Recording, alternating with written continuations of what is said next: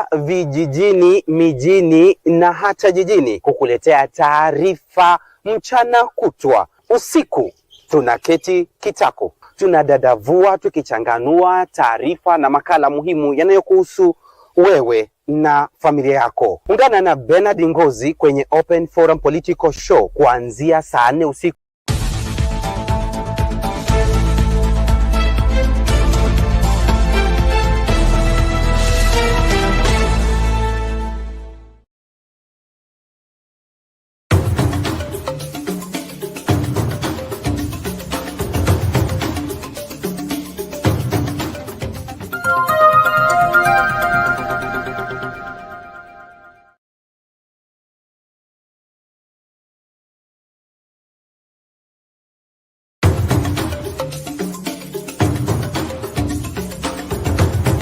Sound Candy Talk Live News.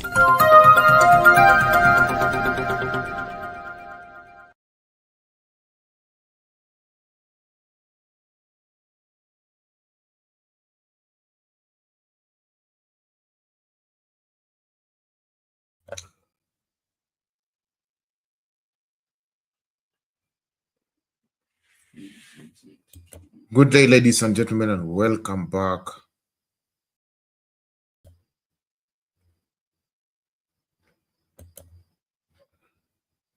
Good day, ladies and gentlemen, and welcome back to Sound Candy Talk. And I want to take this opportunity to welcome everyone and each and every one of you for another amazing episode, another amazing moment. We give it a shout out for everyone joining inside the studio.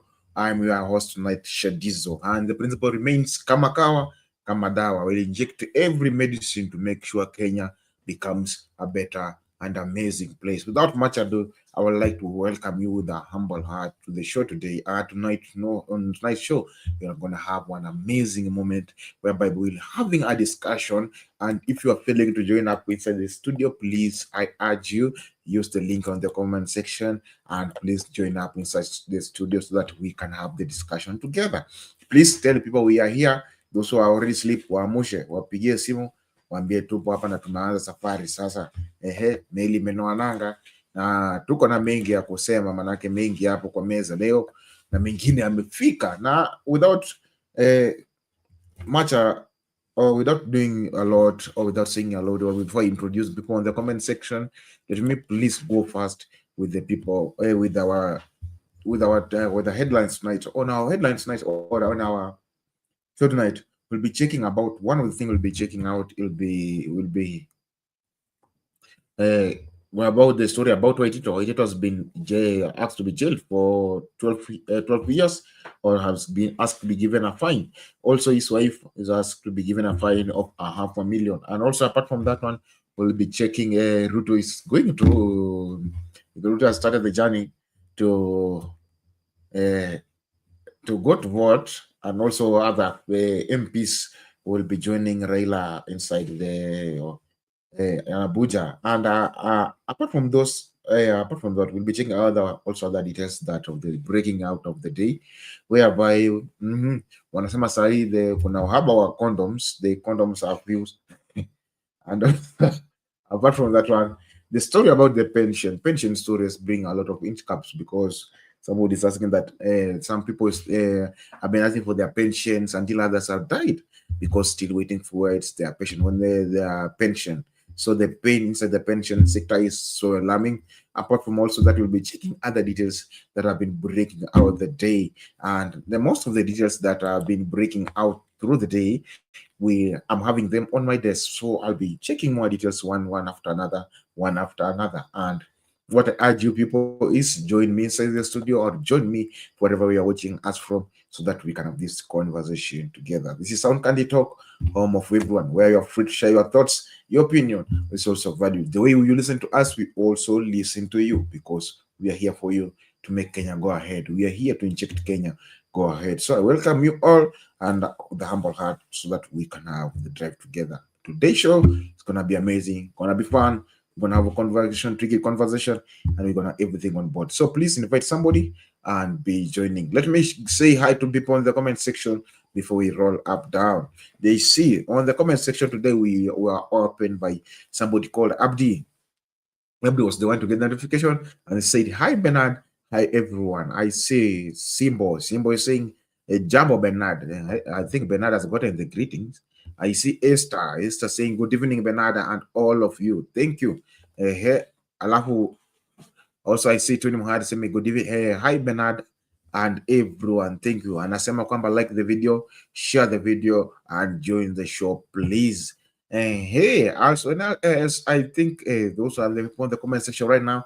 Please, you are free to share your opinion on the comment section so that we can have the conversation together, because the AU journey is on hit. Kama vile Waswahili wanavyosema, ukiona vielea jua kuna vijua kuna vimeundwa, na ukiona dalili ya mvua ni mawingu, basi ya AU nayo yamezidi kutanda, yanazidi kuweza kuwa. Unahisi kwamba Raila ataweza kuchukua hiki kinyang'anyiro ama vipi? Na the poll question tonight is, the question is, do you feel like Raila has the capability to take over or to possess the AU seat?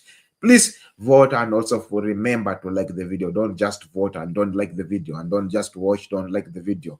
If you are watching and you haven't liked the video, I'm not doing the justice, please.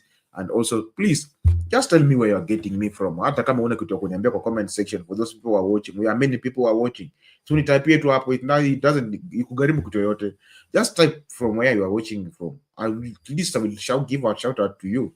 Hey, wacha kukua mchoyo hata kwa comment kuniambia tu like Shadizo, I'm following from a certain place. It'll be good and it'll be awesome, so that we can drive together. So tonight on our episode, on tonight updates, I'll begin with the story all about the US aid, whereby there are a lot of things that's being a lot has been going on, and also the US aid has been bringing up the issues and everything else. But let us rolling down. Let us check out this, because this is another new update on the issue of US aid, and we will know more details. What's that? Let us see this.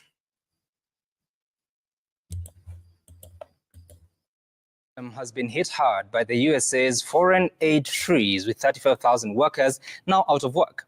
Non-government organizations are also raising the alarm about the fate of over 70,000 patients on ARVs who will be affected by the closure of 150 clinics offering HIV and AIDS management services. At the same time, government has now been challenged to bridge the gap left by the USA foreign aid freeze and save thousands of Kenyans from either losing their lives or regress in their treatment for HIV, AIDS, malaria, and tuberculosis. Brenda Wanga reports.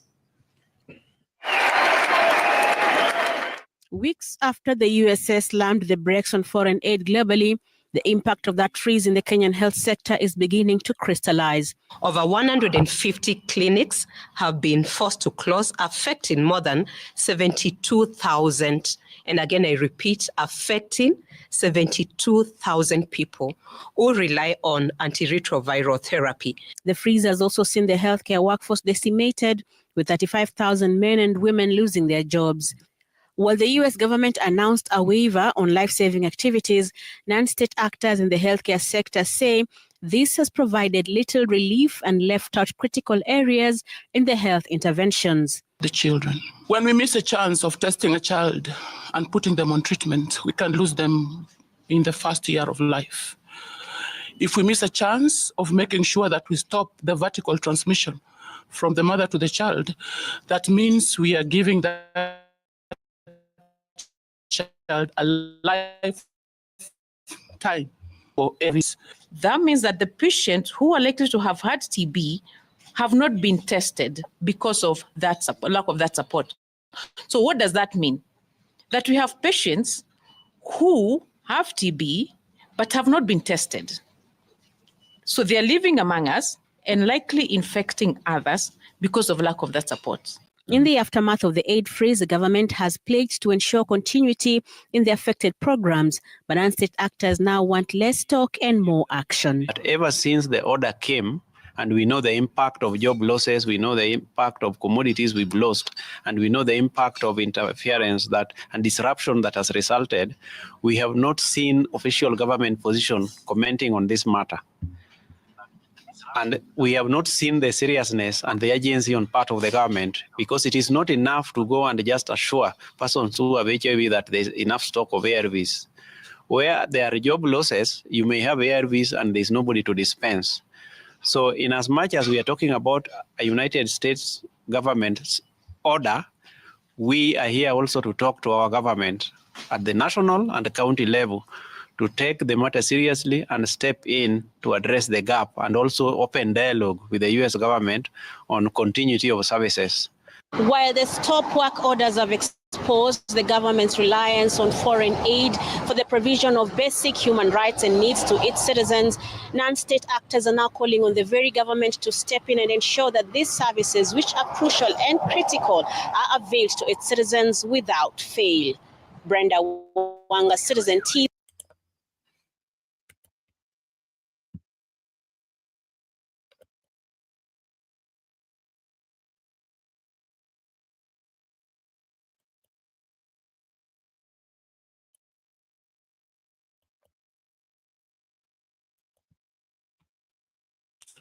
That's how things are on the ground. And please, I want to urge you, everyone, please let us share the video. The likes are still low. The people who are watching, the rate is still low. Please, I urge you, let us share the video as many people, for many people as possible, because we are here and together we can do this. So I urge you, please share the video and also urge other people to watch, because it's not all about us, it's all about our nation, our government, and everything. So I welcome you people. Let us have this discussion. But we're settling down.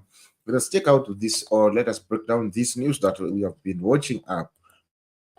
And the news speaks about the news speaks about the medical or the US aid and the facilities that the US aid has been giving out. So you see the product that the US aid has been supplying, the finances, they have been stabilizing some of the hospitals. Right now we are seeing that there are hospitals which are closed. There are people who have lost their job. 35,000 people have lost their job because USAID has canceled their finances or their support towards that. You see now they are on the edge or on an edge whereby the people who are facing that challenge, they, for example, like TB, which they're saying that we live with them, we live with the people who are staying with TB. So if we're living with the people who are staying with TB, having them on a daily basis, as people, we know that TB, tuberculosis, is an airborne disease whereby it can transmit from one person to another by just through air. So if we live together, we stay together, the disease can transform one person to another. And the worst thing is, due to this, you can find that the spread of it is gonna be in a bigger number, and also the medication is gonna raise up, because most of the time I've seen that people suffering from that TB and the medication is too high. Others, they died because of that. And the sad thing is, you say that if the tuberculosis can kill somebody with just normal function, doesn't suffering from HIV and AIDS. So what about for those people who are suffering from AIDS? You see now it scatters a lot, and it's alarming, because if this person can't get the treatment, even can't get the tablets for HIV, you see it is so hard or so difficult for the person even to beginning checking up for other details. Already the person doesn't have the medical cover, that doesn't have the proper medication. So if I don't have proper medication and already I'm suffering for lack of strong immunity, meaning any disease can carry me away. So the thing is, even as the doctor is saying, the Kenyans or the government should check more details towards that. Like the other time, I would say, why can't we stand on up and do something? Let us this be like an eye opener for our government, for Kenyans. Please let us just be an eye opener. Let us not continue sleeping on our ears. Let us continue waiting somebody that will come and intervene to help us. Sometimes in our daily life, I'll give example with our daily life, whereby you find that we face a lot of challenges, we see a lot of things happening. But after seeing a lot of things happening, we come to ask ourselves, what should we do to have the solution? Sometimes people have not come to help you like the way you normally expect. Most of the time, we normally have the expectation that whenever I go to the problem, my brothers will come to help me, my sisters will come through. Later you found that your sisters never come through, your brother, they rejected you. Some of them even blocked you from their phones so that you can't call them. But now what did you do? Where did you start from? Where did you stand up? So you always try to look up for the solution. You don't just sit there beginning complaining, things are not working. So it's high time the government should stand up and do something. If the US aid will not be able to agree to return back the funds, so how are we working out? And how are we surviving? How are we making sure that we have the ARVs in our hospital, in our facilities? How do you have to make sure that we have the medication even for the TB and other diseases that the US aid has been sponsoring, so that we can have continually systematically? For those people who feel that they are able or they are capable to finance that facility, why can't you go to the government and ask the government, how can we partnership so that I can give some little cash so that we can have the drugs bring Britain into our nation? And if the drugs are being bring into our nation, what do we see about the drugs? We'll now bring the drugs and also the doctors still go to send their chemistry. Also, that's another learning issue because of that sector. So we have to be careful all about that. Let us check out, let us stand out, let us set up clear.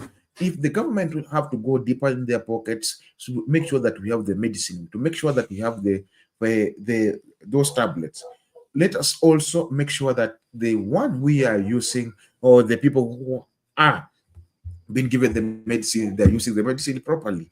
Also, for those doctors who are giving who they are supplying the medicine, make sure that the medicine are not being mishandled. Because if it's wrong, whereby the government has bring the medicine to the hospital, and then you carry the medicine from the hospital pharmacy, and then you go sell it out your own chemistry. So please, that one is not advisable and it's not a good thing. Let us stand out, let us speak clearly, and let us focus so that we can have a good nation as we are living on. As we depart from that, I want also to check other part on facility on health issues, whereby there's a lot of things going on, and it's things going on. We see also that this issue about the condoms, which also are being financed also with the US aid. We find that there are a lot of things which are being funded by US aid. Let us check this information, then we can continue discussing together.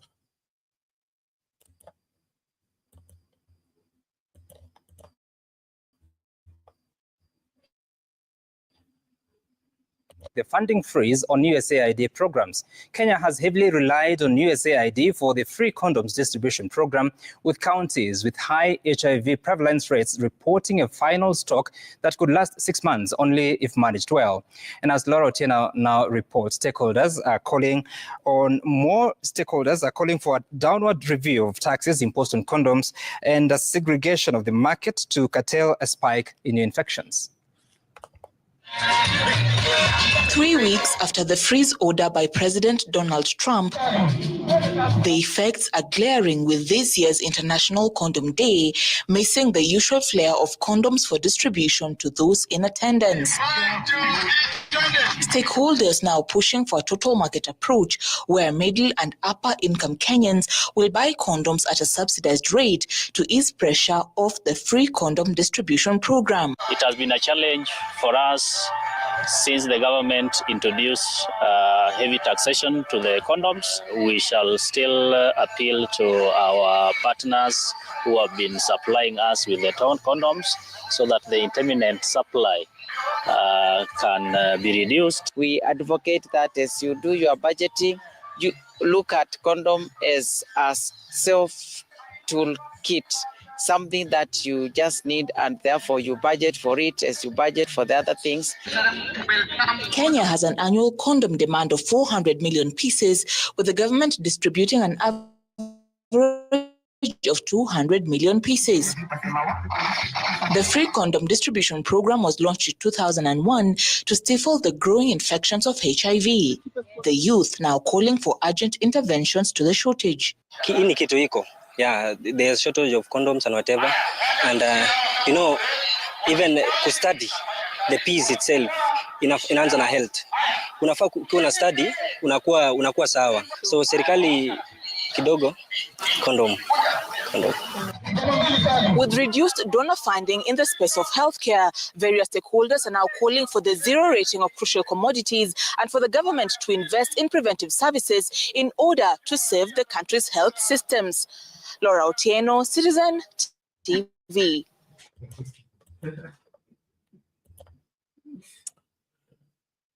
That's how things are on the ground, and that's how things are happening because that's how mambo yalivyo. Hivyo mambo iko. So I want you to people to know that there's a lot of things that are being funded with the US aid. And today we've seen one of the things that have been funded is US aid, and then they use that saying condom going. Okay. Let us wait for it. I don't know what the government will do. For someone say to study, I don't know if to study you need a condom, but this today I was so shocked that we need to study and then you need okay, what were thinking about what's not happening. So we take it seriously. So let us see how can we handle this because this one is going crazy. So kama kuna madawa na mtoe condom, sasa maisha watu wapeane ukimwi kabisa. Okay. So let us check towards this more towards that, and also it will be good if the government will have the response towards that, and also the response towards also other effects or other cries all about for the medications and for the health facility. As we even leave that, let me go to another dimension whereby there's a lot going on in our nation. And one of the things that is being going on to our nation is all about the funds. You can hear about the funds for the funds for NYS. You can hear the funds for which for the different corners. But specifically right now, I want to check on the funds on the story of funds on pension. There's a lot hiccups on pension whereby some people are crying that they didn't get their pension. So it's been so sad if somebody cries that I have worked for the government, I've been serving the government gently and diligently, and yet I have not accessed my funds, and yet I've retired, and yet to make out your NSSF. Right now, the NSSF has been raised up. We don't pay the way you have been used to pay back then. The NSSF is now on a higher note. So if the NSSF is on a higher note, and yet we just still hear somebody crying that I haven't get my money yet. So how do you assuring me that if I continue paying this NSSF, I'll be able to be paid when I retired? Some of us, we are working for ourselves. If for those who are working for government, they were cut the salary or they were paid the NSSF. So what is it difficult to be given their pension money? What is it difficult for them to be given their allowances? So you find if this is how the things are working, it makes everyone to be on dilemma, or it makes one to be on a still stand whereby everyone's not trusting the government because you say you give your word, but you don't fulfill your word. If you are asking me to partner or to do this because it will be for my benefit, and yet I'm not saying for those people who did before me, they are suffering even to access it, and yet it's their right, it's their money. So it is so sad. Let us check this news out, and then we're gonna discuss it.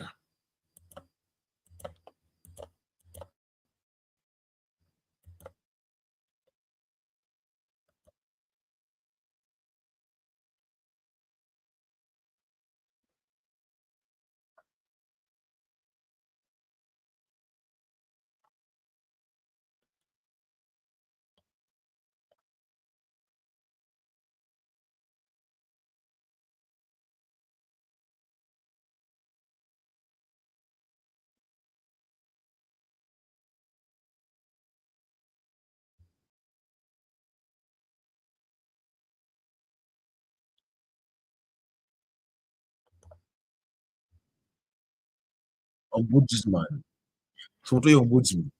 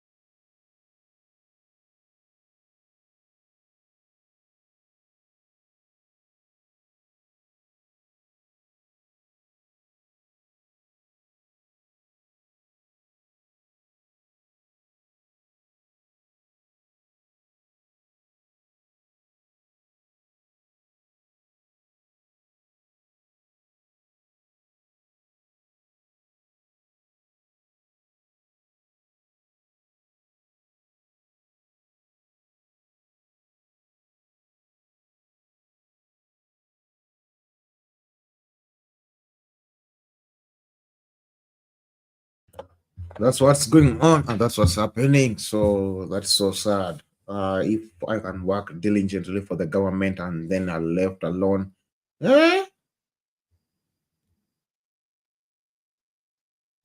these are no sound. So if I can work for the government diligently and later being asked that I don't have the money to be paid or I don't have the salary, it's so sad because this is something that we expect the government to be working on, or the government to be working diligently to make sure that everyone has the salary. Because if we don't have the salary, please, it will be so sad, or it's so shaming that the government is working without making sure people have the salary. Somebody saying we don't have the sound, so let us do it again. Commission on Administrative Justice has asked the Director of Pensions to pay all pending 144 claims within 60 days, failure to which they will pursue means to declare him unfit to hold public office. The Office of the Ombudsman, which made an impromptu visit to Bima House to assess service delivery, says the department was ranked amongst the institutions with the highest complaints. Gatete Njoroge reports on the agony of elderly persons who have made countless trips to Bima House in vain. In light of the rising cases of complaints of poor service delivery at Pensions Department, commissioners from the Ombudsman Office made an impromptu visit at Bima House. Led by the Commission Chairperson Charles Dulo, the team landed at an institution that is reported to be the source of retired civil servants' pain and frustration.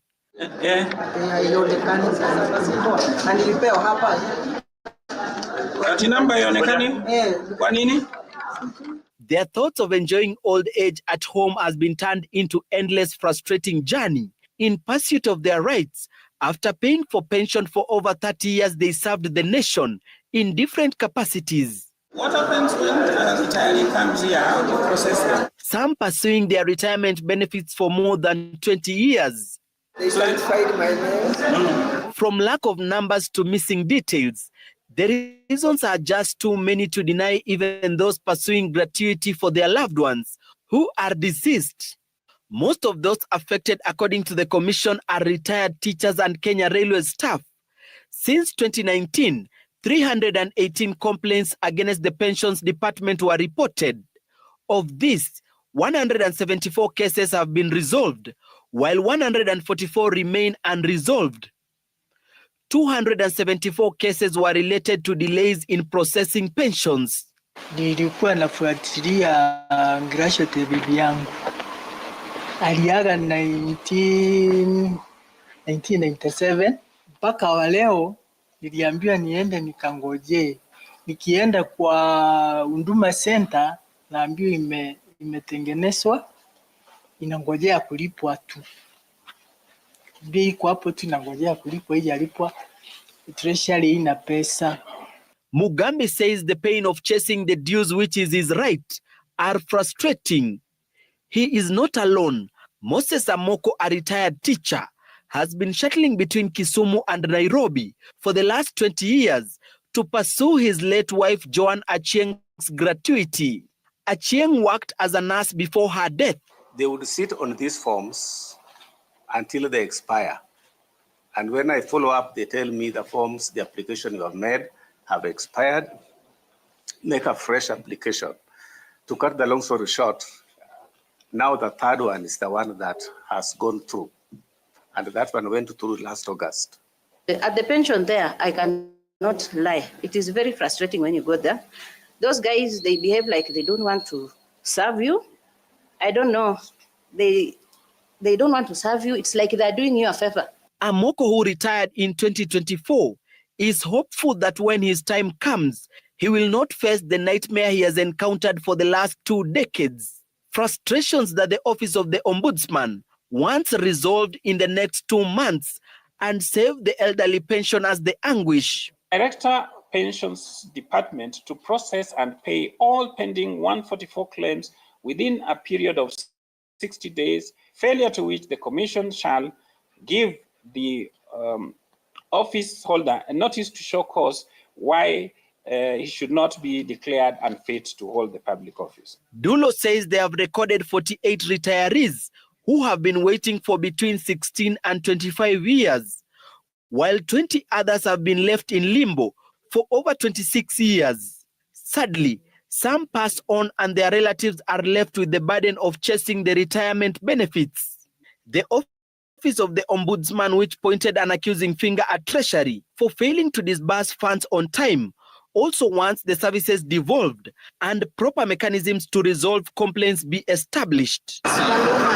Gatete Njoroge, Citizen TV.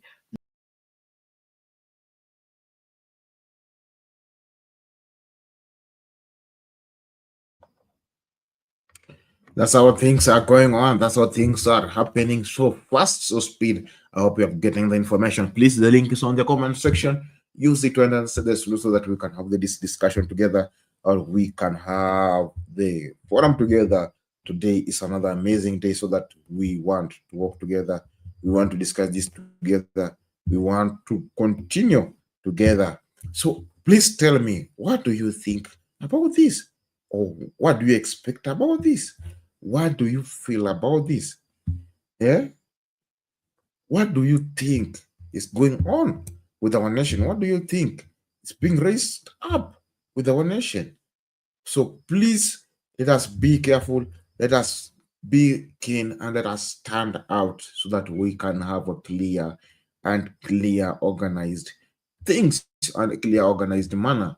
Because this is so sad. If I can work diligently for the government, or I can work for a facility diligently, later and then I retired, and then I go home, then you don't do anything, even my pension you don't give me. Please, it is so sad. Let us try to do things in a good way. Let us try to organize things in a better manner. Let us try align everything in a good way. Just everything just to be orderly. Kenyans, if we know we'll be doing things that are not in a good and in a proper manner, it gives some people insecure. It spoils our name and spoils our integrity. It lowers the standard of our nation, while our nation is known as the best nation. So please, I urge every one of us, or everyone in the office, if you are assigned to the office and you are supposed to do a certain duty, please make sure you do it. Or you want to be like the story in the Bible, the corrupt judge with the woman. The woman went to the judge wanting justice because of his husband. But what the judge did, always the judge used to just to refer, avoid the woman, keep avoiding. So what after then? What did it do? You see? So we don't need after that. Somebody have to come consistent until even he make up the appeals, so that you can do the justice. Please, that one is not right at all. The justice is supposed to be done at every point and at every at every point necessary. Do the right thing. Don't harass Kenyans. Don't harass old people. It is so bad when you find young people harassing the old people. It is too bad, so bad.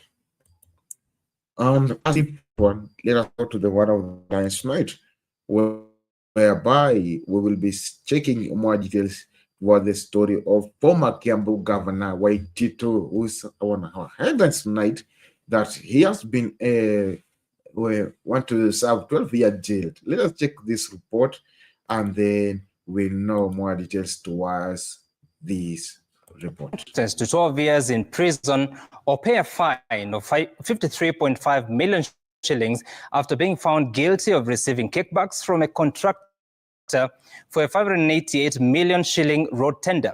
Additionally, he has been barred from holding public office for the next 10 years. The ruling delivered on Thursday also saw his co-accused, including his wife, receive varying sentences. Citizen TV's Ben Kirui has the details. 10 a.m. on Thursday, former county chief Ferdinand Waititu arrived at the Milimani court for his date with destiny in a multi-million-dollar corruption case that led to his conviction. The court should then consider the following aggravating factors. The stern tone of Chief Magistrate Thomas Nzioki as he outlined the aggravating factors in the case was a clear signal that Waititu and his co-accused will be facing lengthy prison sentences. And true to that, when the anti-corruption court delivered its ruling, Waititu was sentenced to 12 years behind bars or a fine of Kenya shillings 53.5 million for 5 counts, including conflict of interest in the irregular award of a Kenya shillings 588 million road tender. Your sentence will be as follows: a fine of 1 million in default, 2 years imprisonment. Still on count number 1, you pay a monthly fine of 51,249,000, equal to 2 times the benefits, and in default, then you serve 7 years imprisonment. As part of the ruling delivered on Thursday, Waititu was also barred from vying for any political seat for the next 10 years. His wife, Susan Ndongo, who was also convicted in the case, received a 1-year prison sentence or a fine of $500,000. 500,000, and that's the only sentence for Susan. Yes, that's the only sentence that she'll carry. Now, because there are no other counts that affects her, and have not sentenced the partnership separately. The co-accused Charles Chege, the director of Testimony Enterprises Limited, was sentenced to 9 years in prison or a hefty fine of Kenya shillings 295 million for fraudulently procuring the multi-million shilling road tender. His wife Beth Wangeshu was fined Kenya shillings 1.4 million or given the alternative of 2-year jail term. However, she secured a release after settling the fine using a Kenya shillings 4 million cash bail she had deposited earlier. A former Kiambu County officer in charge of roads, engineer Luka Mwangi, was also found guilty of abuse of office and fined Kenya shillings 21 million or sentenced to 7 years in prison for awarding the lucrative contract to an unqualified contractor. Councillor Danson, you are the one who was first on your feet. Following the verdict, the defense lawyers have vowed to appeal the court's decision within the 14-day window granted. We shall be moving on both those links, and if we succeed to get the convicts out on bail pending appeal, the High Court will impose certain conditions to be met. Waititu is set to serve his sentence at Industrial Area Prison alongside Chege and Mwangi, while his wife Susan Ndongo will be incarcerated at Langata Women's Prison. As the former governor is led away in handcuffs to begin his prison term at the Industrial Area Prison, the magistrate hopes the lengthy sentence will serve as a stark warning to others engaging in corruption. Ben Kiroi, Citizen TV, Nairobi.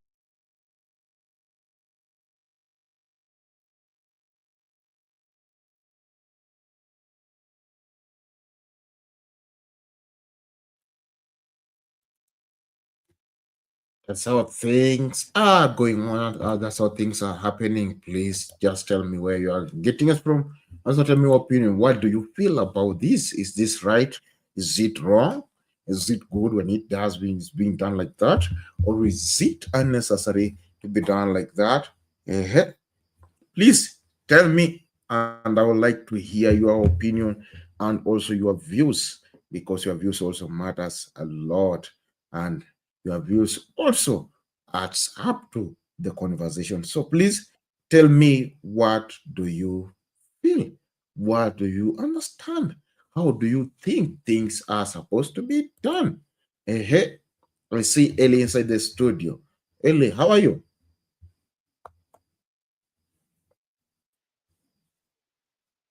Habari yako Sharizo? Niko salama, labda ya kwako? Mimi pia naendelea hivi hivi tu. Unanipokea vizuri? Nakupata vyema sana, twende mbele. Nimeona kama mmejaribu hapo na sound sijui sound check ilikuwa sound card imekuwa sound quiet leo hapo kwa video. Nimeshughulikia hiyo swala. Sawa. Mimi swali ambalo nilikuwa nataka kuongelea leo ni ile ya maagizo ya huyu jamaa Donald Trump kwa international stage amefanya kile jambo kile. So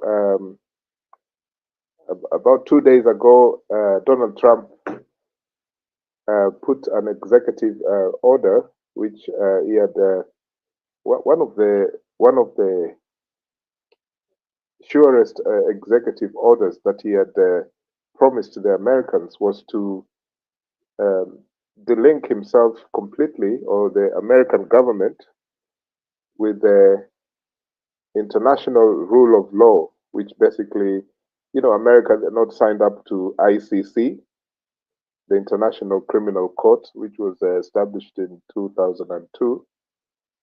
And so we know that the Americans hawako kwa hiyo membership ya ICC, and he said that the ICC, America should not be listening to whatever they say at all. Now, one of the people who have been immediately affected 2 days ago, in fact, the first official of ICC to be affected by the American sanctions is Mr. Khan. Unajua yule alikuwa wakili mashuhuri wa William Samoei Ruto wakati yule alikuwa anapambana na ICC. Sasa huyu Karim Khan, who is a British man, chief prosecutor of ICC, has been stopped from visiting the United States by Trump.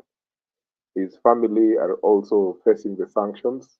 So they're both economic and travel sanctions and so on and so forth.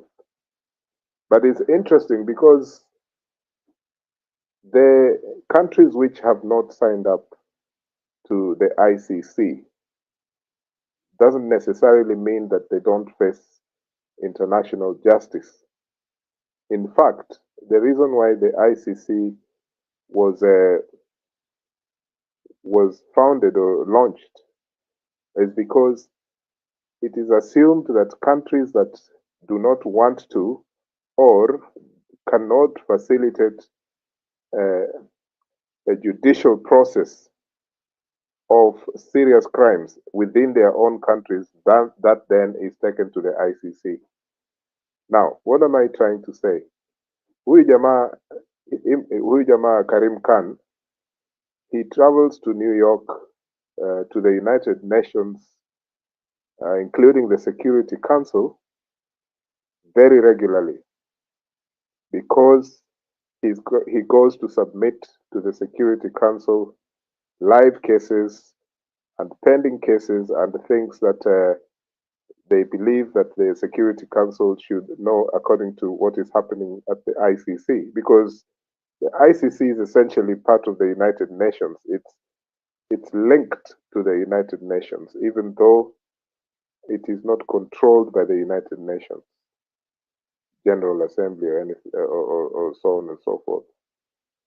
So what Trump has done is basically, smashed international law kabisa, including the terms wako nazo huko kwa Security Council.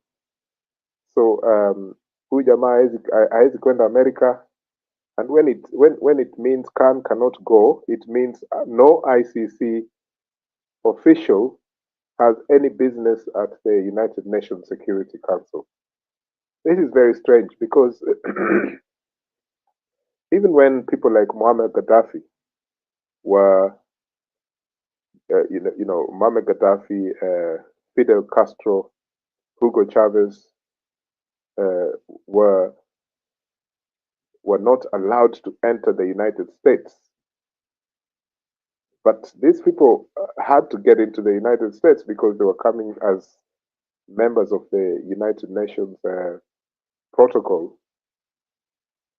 So I wonder whether Ruto's lawyer or former lawyer will be able to still unofficially submit his work at the ICC, sorry, at the United Nations Security Council, even though he has been banned from traveling to America by Donald Trump, which says a lot about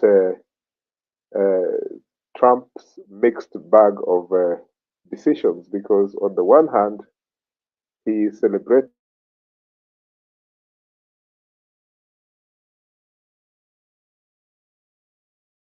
Netanyahu. On the other hand, he's taking a swipe again at the ICC people, and then he's celebrating some South Asian leaders that I don't want to mention because they have certain support in Kenya. So it's very, very confusing what this American power is doing to the rest of the world. Is it Donald Trump that is making these decisions, ama kila mtu akona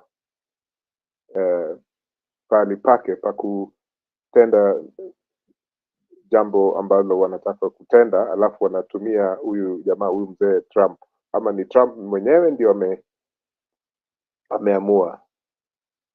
I don't have any tears to flow on, that would in support, or as if I am feeling pain for Mr. Khan. No. In fact, Mr. Khan is one of the worst people that has ever happened to jurisdictions of Kenya, because Kenyans had a choice of starting their own post-election violence courts. Mr. Khan and his Ruto camp decided that they had the best case before the ICC rather than face the local courts in Kenya. And then what happened with the accusations against Ruto, people are saying even now they believe that most of those witnesses that died, that were compelled to attend the ICC, hawa watu kama Khan, huyu lawyer wa Ruto, walijua exactly what was happening.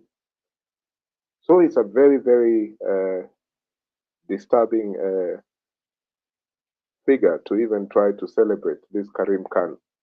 Kwa sababu sisi watu ambao we don't have time for Ruto, we know that kina Khan are the ones who propped him into the position that he currently enjoys by virtue of so-called winning his case at the ICC. I do celebrate, in other words, I do celebrate the Americans stopping him from traveling to the US and other such sanctions against him. But I also respect international law. So I find Trump a very disturbing person to continue to make such grave decisions. I was just mentioning Khan because this is a very important event that will affect many, many countries. Most of these decisions that Trump is making are affecting so many countries. Like, he's touching everything. This guy is something else. I don't understand why he's making some of these decisions. Maybe because he's 78 and he's in the twilight zone. There's nothing for him to defend about himself. He has nothing to lose. But when we had that case against Ruto, Uhuru Kenyatta, and the four others, things about serious felony, rape, genocide, migrating of people by force, those things that they were charged at the ICC, whether those were just claims or stories, but they ended up at the ICC. And you had Mr. Khan defending Mr. Ruto, and then ending up again being the chief prosecutor of the ICC. What an irony of sorts, you know. But anyway, that's my submission for now. I'll let you continue and invite other guests. Thank you. Thank you, Elder, for that submission. It is great. Please invite two people join up the studio so that we can have this discussion together and we can continue talking together. The link is on the comment section. Use the link on the comment section. Let it configure your audio and your camera so that you can join up the studio and we can have the conversation. Team Facebook, the number of people watching are still low. Team Sound Country Talk, the number is still low. Sound Country Talk Live, we are trying, but the still number is still low. Please involve other people to join up. Welcome all. Let us join up and let us call everyone. Even the number of people watching is still low. Let us make it go up. Hey, invite somebody so that we can continue together. Invite others to join up with the screen. Don't wait until the last minute. And then you want to come to speak 2 hours.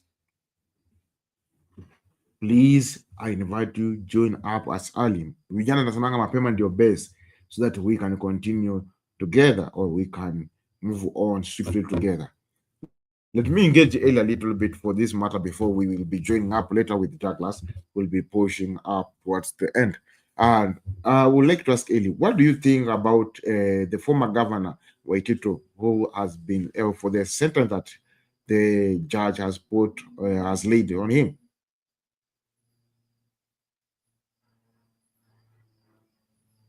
Hey, I thought you were going to ask me about Khan, you know, Karim Khan, rather than Ferdinand Waititu. But I will answer this question that you have asked, even though I find that our courts are a joke. The Kenyan courts are a joke, you know. I think I said here the other day, for the last 15, 20 years, only 2 public servants, senior public servants, have been jailed for more than 4 or 5 years. And I mean in jail. Okay? So the first one was the son of Achieng Oneko. Yule alikuwa chairman, alikuwa CEO wa tourism board wakati wa Mwai Kibaki. I can't remember his first name. Do you recall him? Alikuwa mtu wa tourism board. Yeye na permanent secretary mwingine hapo wa tourism ambaye alikuwa anatoka Western Province. So hawa ndio, huyo alikuwa anaitwa Rebecca Nabutola. Rebecca Nabutola and Achieng Oneko's son, whose first name I can't remember anyway. These people spent many years in jail. They were given a total 5 years, 15 years, but they could have something like 4 or 5 years, I think. And if you compare their crimes and those of Waititu, it's a joke what Waititu has been handed. Because what's going to happen, Waititu is not a poor man. You know, he has real estate and he has friends and he has banks that can help him. He has, even Shylocks can help him. So Waititu is not going to jail. Huyu ameambiwa ati wewe, hebu turudishie 54 million tukuache. Kenyan courts, they hand you a fine. So wewe umeiba karibu 600 million. Unanisikia Shadizo? Umeiba 600 million. Mimi, judge, ninakuambia turudishie 54 million. Ndio sisi sasa kama serikali tunataka. Hiyo tu ndio tunataka. Alafu, hauendi jela. Sasa wewe ni nani? Na yule kama mtu aliiba sijui kuku sijui nini, pengine hata tuseme siku hizi vitu kama simu, you know, those young boys who steal phones and things like that, they'll spend a couple of months, some will even spend a year in jail, some will be in remand for a long time. But this one Waititu is going to walk free because they'll find a way to free him very quick, you know. It's not the criminal who is the problem, the public officer of high caliber or profile. It is the judges. The bench is so corrupt. They pretend that they're afraid. Ati sijui wanaogopa. Sasa kama wewe, Shadizo, wewe ulikuwa governor wa Kiambu na ushafukuzwa zamani kama governor wa Kiambu, na mimi ni judge. Mimi nakuogopa kwa nini?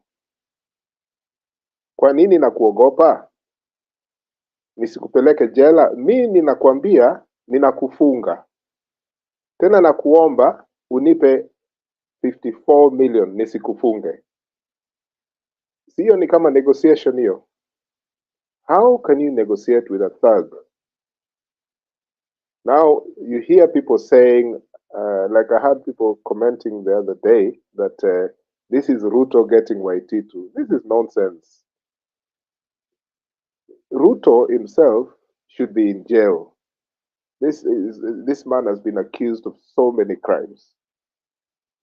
So he's just like what is going to happen to Waititu. Waititu is going to walk free. And this is nothing to do with whether Ruto wants to lock up his so-called enemies. Because if you have a good judge, this judge will follow the critical message of the testimony, the evidence that's been given by either side. I know it's not a jury system. There's no 12 jurors there sitting, listening. No. But this judge is sitting there and comparing notes and deciding. That person has so much power. And that's why he's able to say, I'm jailing you for 12 years, but give me 54 million and you're walking free.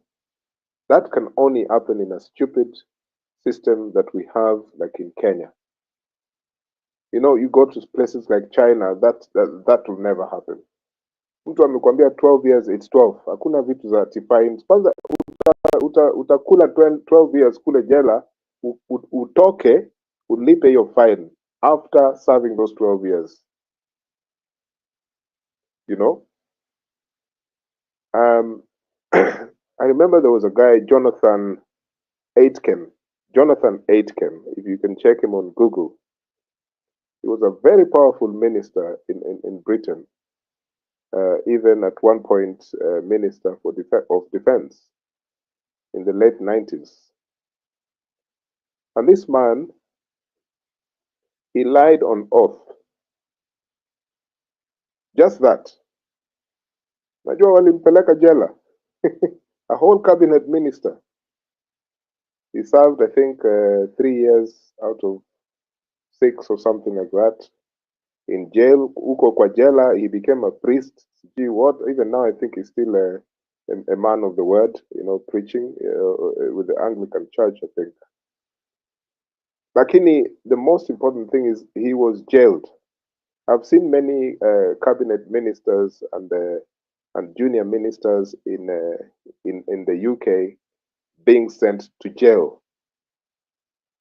You know, there was a Nigerian woman who was sent to jail. She was a member of parliament somewhere in England, and she had been accused of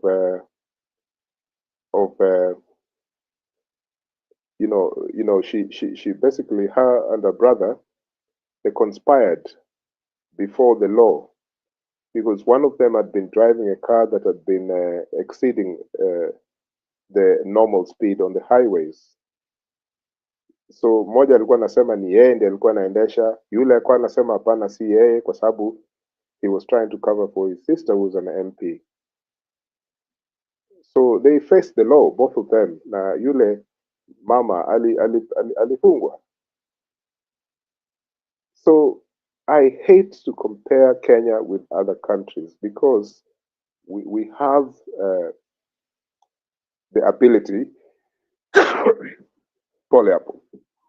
we have the ability to do even better than many countries. Because if that judge Nzioka just decided to follow the law, wacha hizi arithmetics ati sijui akilipa hii sijui nini. Hapana, funga yeye kamiti. In fact, unasema huyu aende kamiti. Do you know how much money, by virtue of convictions, how much the state, the taxpayer, will save in this country? Because so many public officers will be so afraid,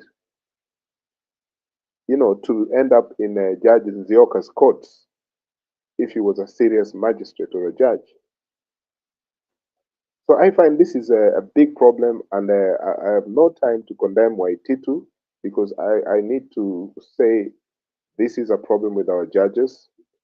It's not those corrupt officials, they are corrupt, yes, and they should be forced to kneel before Kenyans, wapige magoti kabla hata wajaenda kwa jela, wapige magoti waombe msamaha, hizo bank accounts zao zote to be cleaned out dry. Those monies should be used to build schools and things like that, hospitals, and they should go to jail. People say that's dictatorship, but when they were stealing that money, like if I show you the files of Waititu, the PDF evidence that there were about 14 pages, the fake companies that him and his wife were using to defraud Kenyans. And people are laughing. People are just laughing, So, my brother, the answer to that question you asked is simple. There should be a radical surgery of the judiciary, like it happened in 2002, when Judge Ringera fired 100 and something judges who were very, very corrupt. Some never even got back to the bench because they were that corrupt. Some went and appealed their cases, they came back. But we need like an extraordinary radical surgery of our judges. There were so many law students. Some of them are even, past, the age of, pale wanajiita sijui senior lawyers kama sijui wakina Orengo and stuff. Even though they could be younger, but there are so many people of high caliber who have written papers and they've also attended court cases. A lot of them could serve as judges, as good judges. I've mentioned here before, and this nothing to do with conflict of interest.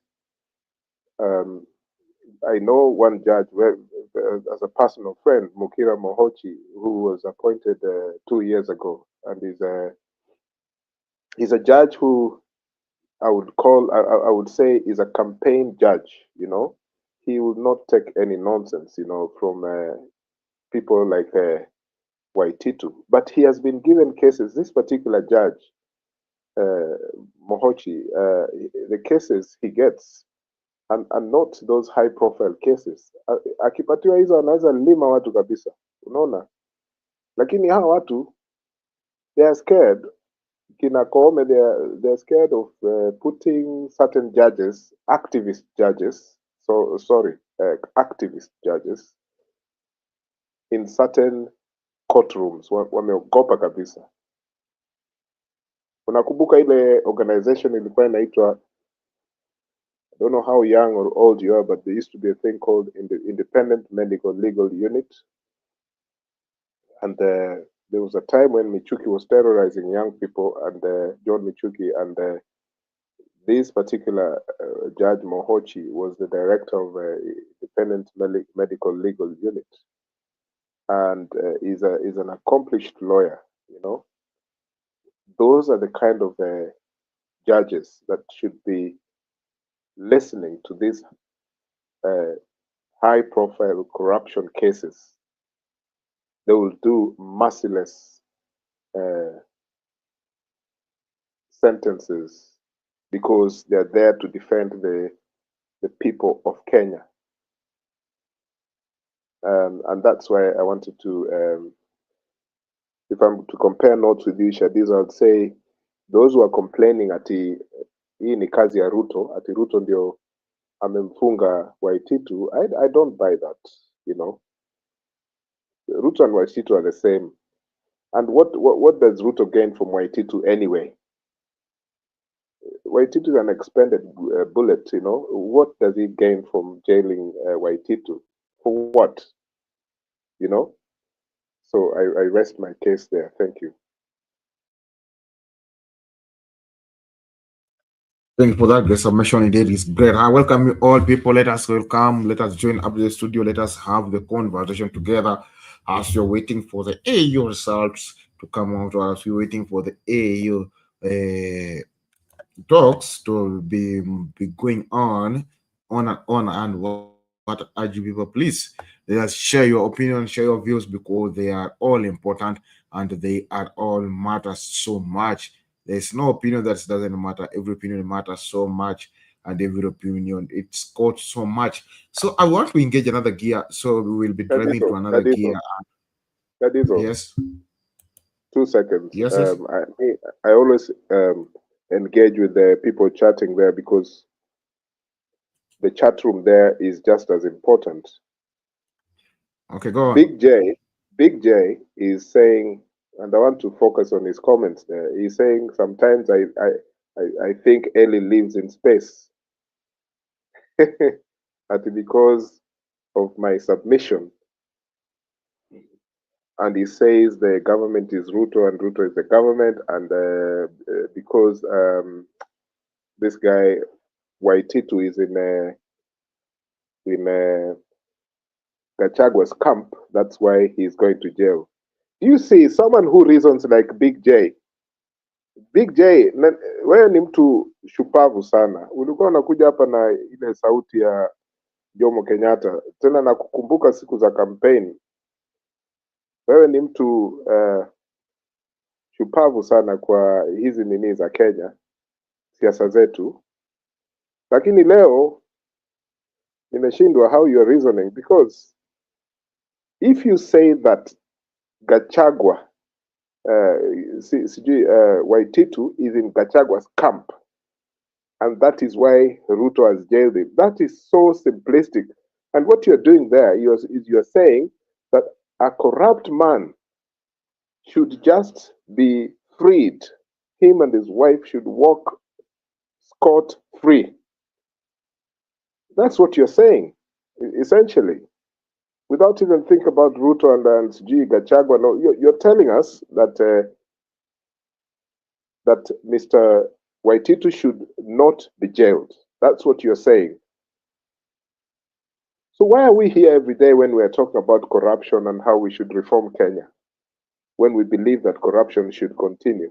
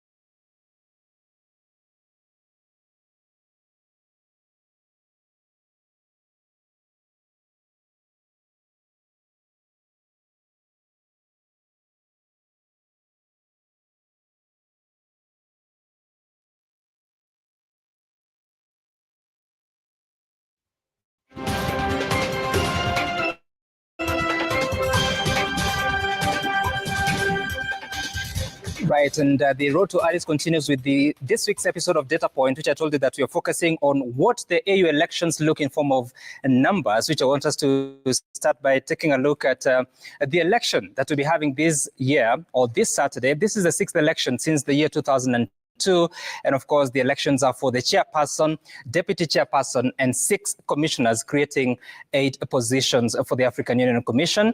Let's take a look at what that structure looks like. So of course the AU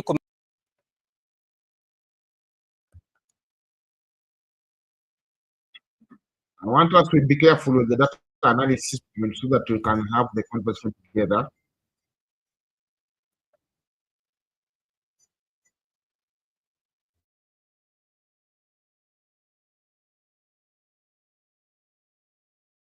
for the continent. Now, the 2025 plan, this is how it looks. You can see those Commission. Let's take a look at what that structure looks like. So, of course, at the AU Commission, you have the chairperson, the seat that Raila Odinga is going for. You have the deputy chairperson. I'll be telling you which countries are going for that seat. Then the 6 commissioners, and then the members of staff. What do they do on a daily basis? So the work of the African Union Commission, this is the Secretariat of the African Union. They implement the African Union decisions, they coordinate activities, and they also manage the AU's daily operations for the continent. Now, the 2025 plan, this is how it looks.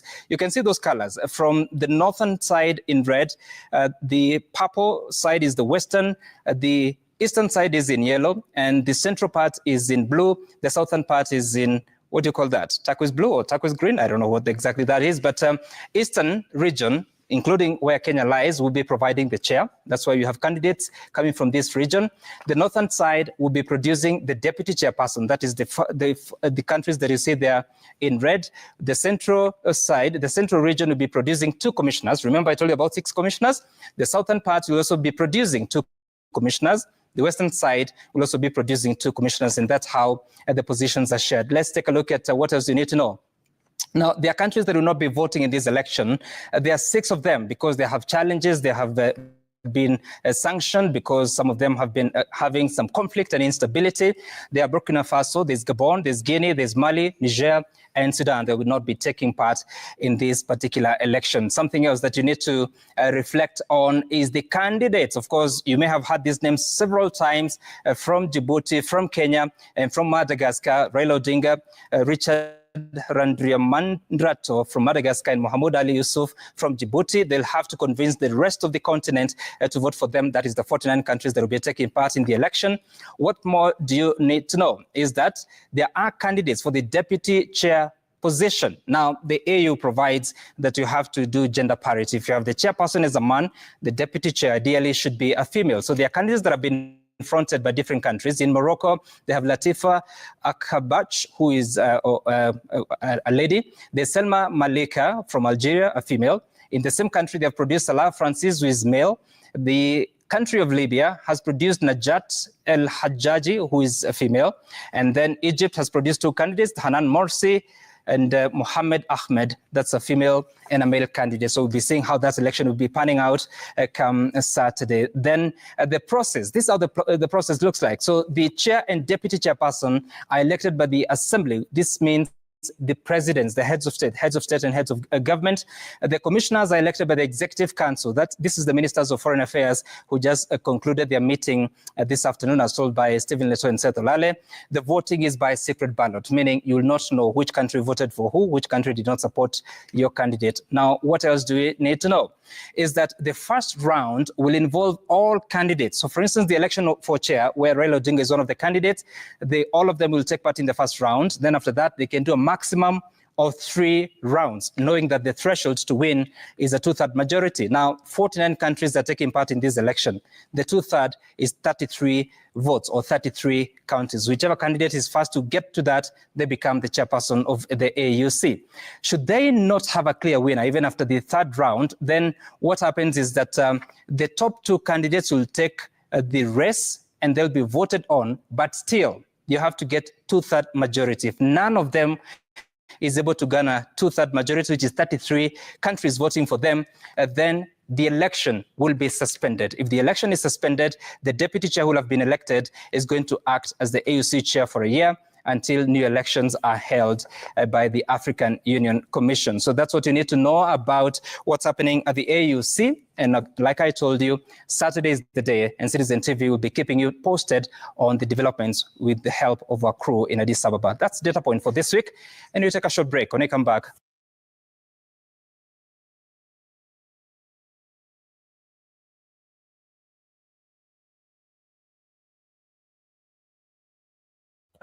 that was that analysis for how the AU is gonna be.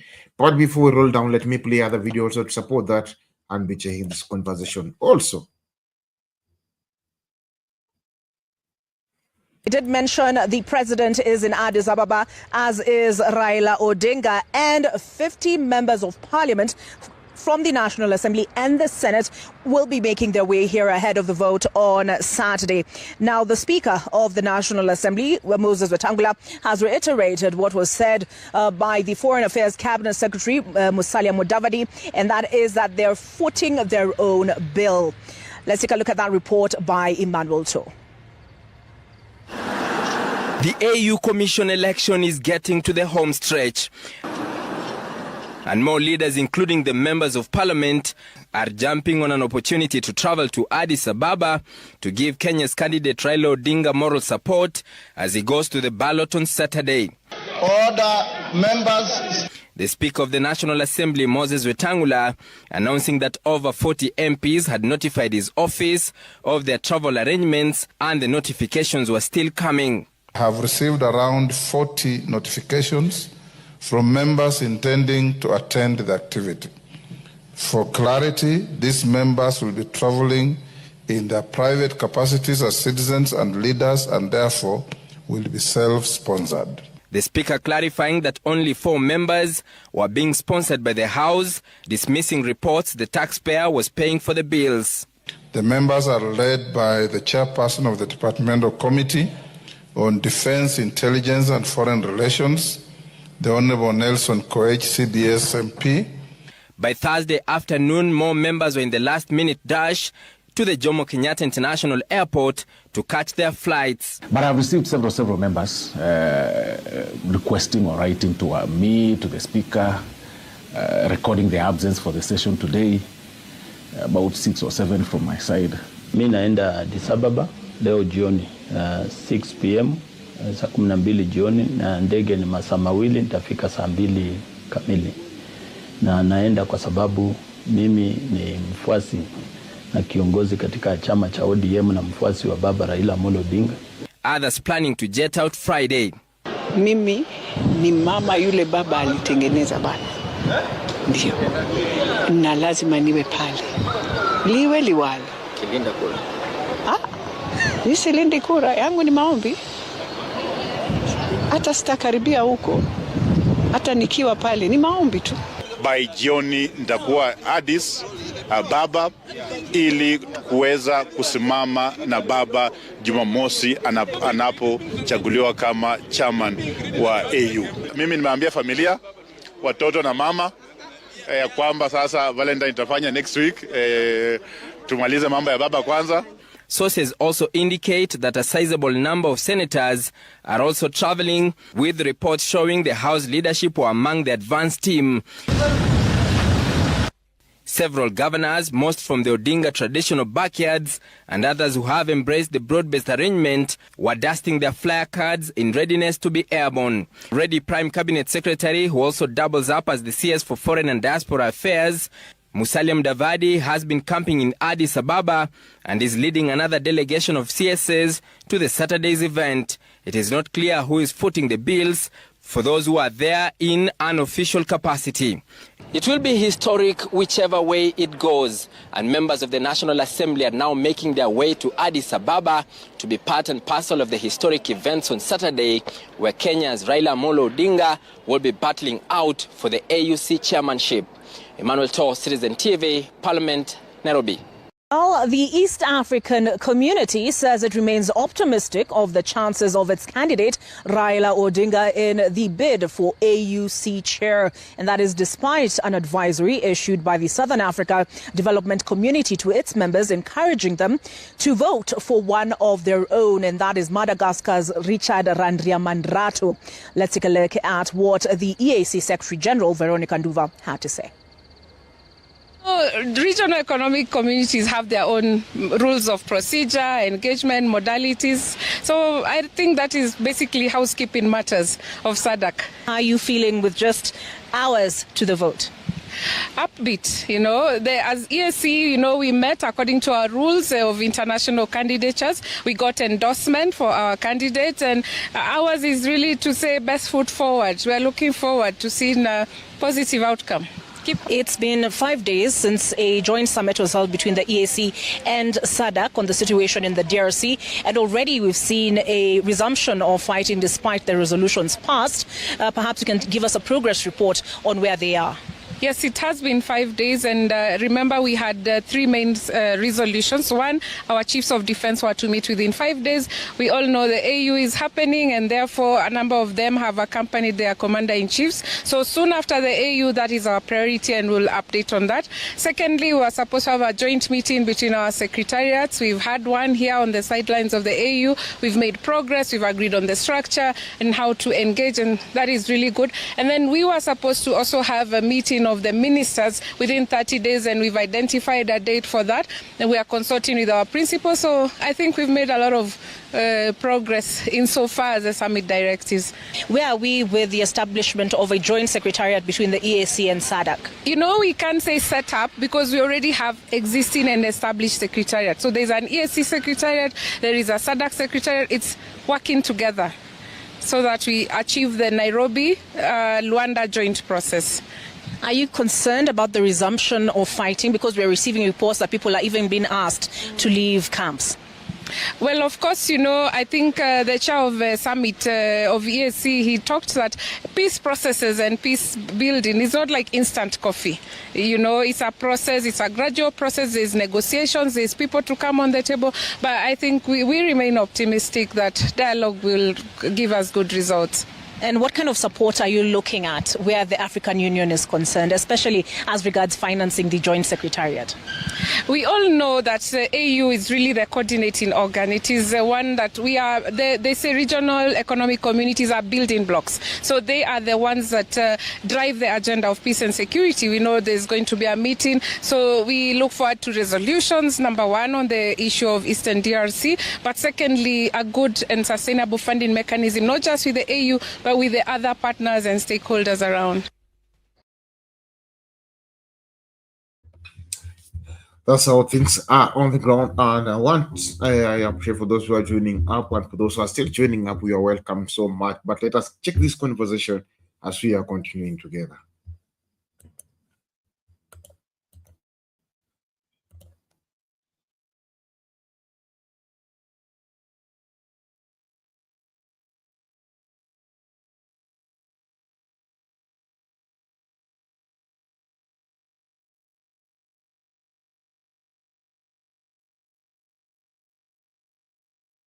First, because we're Kevin Osido, Executive Director, County Governance Watch, and of course, Stella Gara, Governance and Security Analyst. Good evening, and thank you so much for making time for us. So we have interesting updates from Addis Ababa. We've seen that SADC have decided to ensure that all their members vote for the Madagascar candidate, that is Richard Randriamandrato. This complicates the math, because initially, the chair of the campaigning team said that former Prime Minister Raila Odinga had around 28 endorsements, and majority of these countries are equally in SADC. Let's not forget that last year, Arab states decided that they're going to support Djibouti's candidate. Where does that leave Kenya? Are we seeing ourselves in a 2017 situation all over again? I'll start with you, Osido. Thank you so much, Ashley. Those developments, in my view, point to a number of issues, but let me just deduce them to two things. Okay. One, that indeed this is an elective position, and so you have to put your best cards on the table. And part of those putting your best cards on the table, of course, mean that you have to look for your best chances of winning. Now, the second issue is where does that leave Kenya, particularly given the fact that some of the countries that fall within the SADC region have actually endorsed former Prime Minister Raila Odinga publicly. And they've been out there saying, yeah, this is our candidate. Some of them even have had to, for instance, ask their candidates to, get Step off down. the race and therefore support Mheshimiwa Raila Odinga. So win or lose, we really have to get back and ask ourselves, where do we normally miss the point? And this is really interesting because it's coming right at the tail end, like the last stretch of the campaign and the last stretch of the voting, and when the heads of government and heads of state are actually arriving at rather in Addis. And so we look forward to seeing how particularly Kenya and our delegation and the campaign team for the former Prime Minister is going to surmount and circumvent these new developments. Already, I think, lastly, is to begin to see how the votes might go, but not to say that SADC will therefore vote for their candidate as a bloc. It's an election, it's a campaign. So ultimately, you look for your interests as a country, and if Kenya serves you best as AUC chair, you vote for Kenya. If Madagascar serves you best as AUC chair and you are a member of SADC, like our friends in Tanzania who are brothers and sisters close by home, you vote for Madagascar. It's interesting you've brought the issue of Tanzania, because in 2017, they actually didn't vote for a candidate, that is Ambassador Amina Mohammed. Yes, it is a secret ballot, but it says a lot when you have countries like Uganda, Tanzania, who we expect to be our close allies, not support us in such, a situation.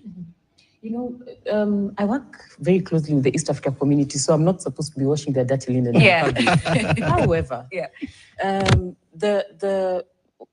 between Tanzania and Kenya, we do not have the most honest relationship. That's one. Number two is that Tanzania is a member of the East Africa community and a member of SADC. So many times their interests, sway from one region to the other. And when they are voting, they vote based on where their interests are best covered. I think there are a number of areas where Kenya has bullied the Tanzania in the EAC. And so when they get an opportunity to retaliate, normally they do.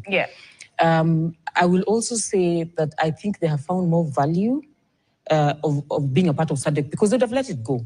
East Africa community is one of the most organized regional economic communities in the continent. But for some reason, they keep inclining towards SADC when it comes to some of these things, including the vote. I was very confident they were going to betray Kenya on this one. Actually, one of the things I thought was going to happen was that they're going to front a candidate who was going to be extremely convincing. Again, I cannot mention his name because he's someone I work very closely with, a former head of state. So ideally, they were going to betray Kenya on this matter. SADC, East Africa community also has very few members. We have 7, and we're just going to 8 now with the admission of Somalia. SADC has 16 countries, so those are 16 votes. Anybody who has SADC in the bag is lucky. Now, it becomes very easy if there's going to be a second round to actually then convince SADC to vote for one or the other. And I think it would be much easier for Baba to actually convince SADC to vote for him. But he has other challenges along the way, including the fact that the Francophone have never disappointed in their ability to use their tyranny of numbers and vote as a basket for whoever their candidate is. It doesn't help that even though they may be looking for the deputy position, it doesn't help that already the way voting is done has been changed, and therefore the commissioners will be elected long before the chairman is actually elected. Yesterday, or is it today? Yes. So it puts. Nobody has to be loyal, and if anybody was going to be disloyal, it has been discovered already. So it really disparages the vote on Saturday. My thoughts are, if Baba wins, it would be extremely valuable for the continent. Those of us who watch the debate will testify that he was the one to watch. He basically had this thing for the taking. And it not because anybody was favoring him, not because he has vied for presidency in Kenya before, but because he understands the continent in ways that the other candidates do not understand the continent. Because number of one. age? Maybe because of age and interaction with these things, but also because of the fact that he's internally a Pan-African. Okay. He loves this continent, he believes in it and everything. So this continent would have truly benefited in terms of how we now, the frame of mind with which we analyze a lot of the development issues in the continent. Number two is the fact that this gentleman, our former prime minister, has also been very keen on developing roads everywhere he goes. He has done magic for Kenya. Some of it may not be credited to him because it was implemented long after he left office. And he has roadmaps that he wanted to implement for the continent that would have truly helped with the implementation of the Africa Continental Free Trade Agreement. But I mean, the continent will lose that if he doesn't come in, because I don't see the other two candidates carrying that agenda quite strongly. Yeah. I also don't see them carrying the Pan-African agenda as strongly, because most of them are already inclined towards other things that I don't know whether we have time to discuss today.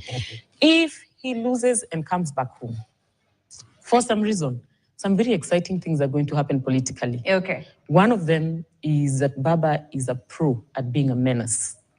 And there's no time that is better than now for a political menace to come back and just cause some ripples. Because he has nothing to lose. He has nothing to lose. Okay. He's coming back home. He's not given up his party. Anybody who thought he has given up his party saw him endorsing the governor of Nairobi for that position. So he has not let go at all. When he comes back, he still has that party to run. He still has Kenyan politics to run. He will still find a way of making himself relevant. I keep on telling people, I give up on the possibility of deciding that Baba is gone for good, because he has always been a master of comebacks. Okay. What he will come back to do is something Kenyans should actually look out for, because I suspect he's going to become and be a proper political menace. All right, and that's where we're coming to, Osindo. I mean, if you look at ODM right now, it's split. There are factions, those that are pro-government, those that are anti-government. There are those that are saying, you know what, come 2027, ODM should field a candidate. But at this moment, it seems like everything is waiting for this particular outcome. Let's look at what could happen or what couldn't happen, the pros and cons. It is clear that, well, this is interesting, actually, particularly because we are looking intra outcomes for Kenya and Kenyans, and also external issues like now the continental issues. Because being an Africa Union chairperson means that you have a continent, you're the one running, really, literally implementing, running policies, programs of Africa Union. And that, therefore, in my view, tends to probably weigh down and take off in the event that Mheshimiwa Raila becomes chair. His levels of engagement with internal politics will really have to be really leveled down to an extent where it becomes very difficult to weigh his degree of involvement in local politics against delivery. Because I'm sure that having lost elections in Kenya for 5 rounds, and now for the 5th election of Africa Union, even the magical numbers are playing well for him, 5. And so the expectation is that you win for AUC, then deliver, because you have an 8-pillar agenda, you want to deliver it. I think it's quite humongous. Some critics say it's actually quite ambitious. Of course it is. As I was just saying, in my view, it is quite humongous, and it really becomes hard against other issues like Africa Union Agenda 2063, which is already laid down and it has very clear pillars, programs that have to be delivered. But now, locally speaking, therefore, is to watch the already ongoing tendons. For example, the Speaker of the National Assembly is facing a quote-unquote an impeachment, if I was to say that, particularly given the court ruling on the majority-minority, which has been one of the biggest debates in the last few days. We should not lose sight of that, because then how, again, what you mentioned, the handshake between ODM as a party and, not really as Azimio, because the majority of those Azimio parties disowned that particular agreement. So ODM, against the internal issues, and therefore against how Kenya Kwanza treats them over issues of minority and majority. And the Speaker is already clear around what they are thinking. And I don't think that Mheshimiwa Wetangula would be speaking with the kind of courage that he is portraying non-verbally if the president is not for part of what he's saying, because they're in really his legislature and, and executive, but they share common things. Like an appendage.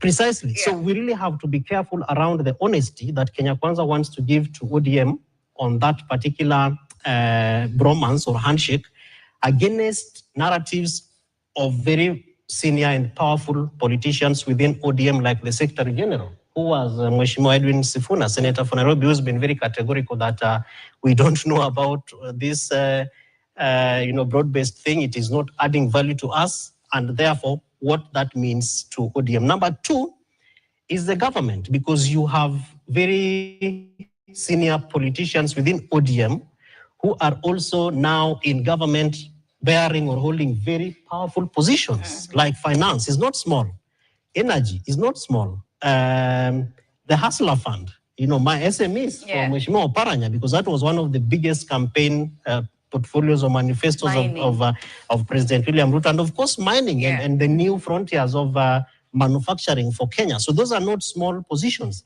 Now, how Kenya Kwanza treats their sentiments within cabinet, particularly for those ODM leaders, will also show us how things move, particularly in the event that Mheshimiwa Raila Amolo Odinga does not capture the seat. And so I see a lot of political engagement that is already just starting. I see possibilities of Mheshimiwa Moses Wetangula losing his seat, and probably, to be open, my MP Otiende Amolo being fronted to be the incoming Speaker of the National Assembly.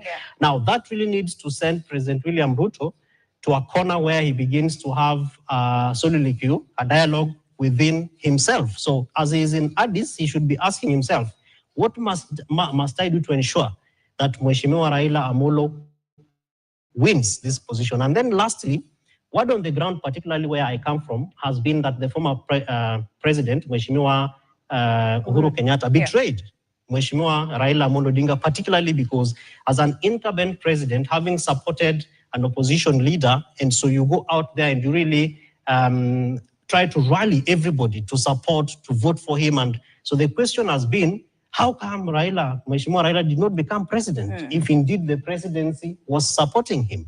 So President William Ruto must be very clear, especially if this is being done like word on the street has it, that he's trying to buy, quote unquote, the Nyanza and larger Western and really the regions of Mheshimiwa Raila Amolo Odinga for 2027. So he has to do everything possible to ensure that those bags are in his pocket and that there is nothing that should, again, bring in the narrative around betrayal, because if he loses, if Mheshimiwa Raila Amolo Odinga loses AUC, then it means that people will continue to gravitate around the terminology or narrative around betrayal. So they'll say, because you betrayed our person, you can't win the seat, we can't vote for you, so you can't be president in 2027, and because you've already lost a larger amount of Kenya votes again, as it is said. So the question is, what are you left with?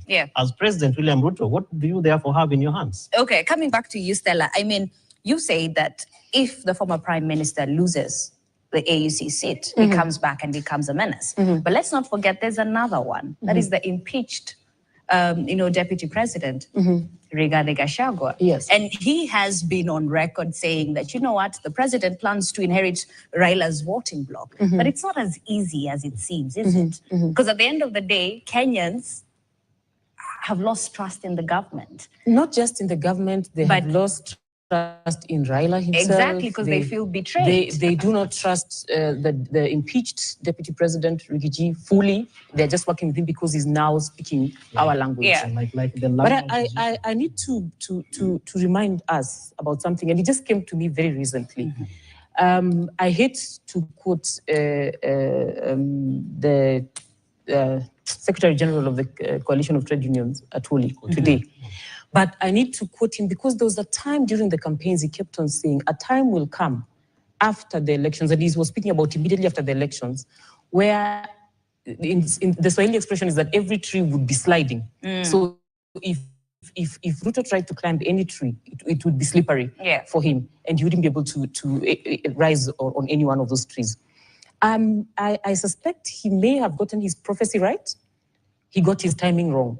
This is the time when every single tree is sliding for Ruto. Anything he touches seems to just crumble. And I suspect that is going to be the same situation when he tries to inherit Baba's vote. That, and especially because Baba's voters they've spoken quite clearly. It is known what they're going to do as soon as Baba comes back here. Yeah. They don't care about any explanation that is going to be given by anybody. They have decided for as long as Baba does not get this thing, the only person they will blame is Ruto. So of course, he's in trouble as far as that particular count is concerned. So it's a double-edged sword. It's a double-edged sword. I don't even know how he's going to get out of it, and I doubt he will find ways because, like I'm telling you, the trees are slippery. Something also very interesting happened. I don't know whether Kevin, you had it when the last time we heard from Rigiji on Sunday, when he said, Baba tumemtafutia kazi, he goes to the AUC, finds a job and does it. But if he fails, akuje huku pia, tufanye kazi na yeye. I have never heard the former deputy president speaking about working with Raila for the first time. I hear him talking about working with Raila. The last time I was with you on this show discussing the impeachment of the deputy president, I did mention that it was a huge mistake to impeach this gentleman. Because if you manage to impeach him and he goes with the Kikuyu vote, it basically means all the votes in parliament for central Kenya will be up for grabs. Now, I said, when we come back, because Azimio had numbers, and as you can see, the conversation has already started about their majority. Yeah. Because Azimio has numbers, all you need to do is to give them a small boost with votes from central Kenya and a few disgruntled people. And it will be an easy job to impeach the president early in the morning. He has put himself in such a precarious situation. If they actually succeed to find a way of working together, they will definitely be able to impeach him very early in the morning, any day that they choose.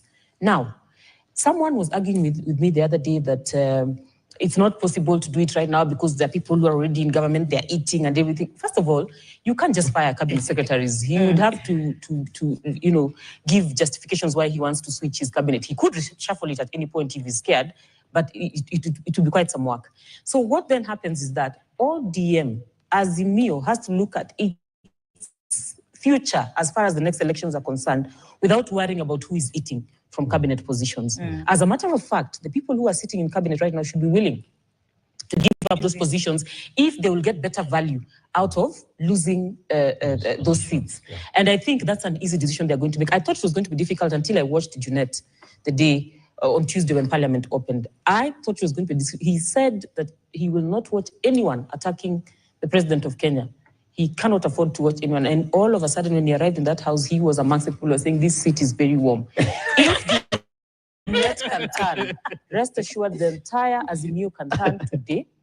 It is politically expedient for very many politicians. It's all about very many newcomers to get rid of the president now than to wait for the next election. Okay, because you give him time to think. Yes, and if given the option, I can see politicians grabbing and the option of getting rid of him now. In addition to what Stella is saying, the president, in the same manner that he is working to have Mheshimiwa Raila Odinga out of the space, in terms of really getting him to Addis Ababa, is the same energy and investment that he will have to put to contain him here in the event that he comes back home. And I foresee, for instance, things like constitutional amendments, which are going to be unconstitutional to create offices like Prime Minister for Mheshimiwa Raila Odinga. Now, that, of course, among many other things that might happen, will have to go for what we call veto per ground.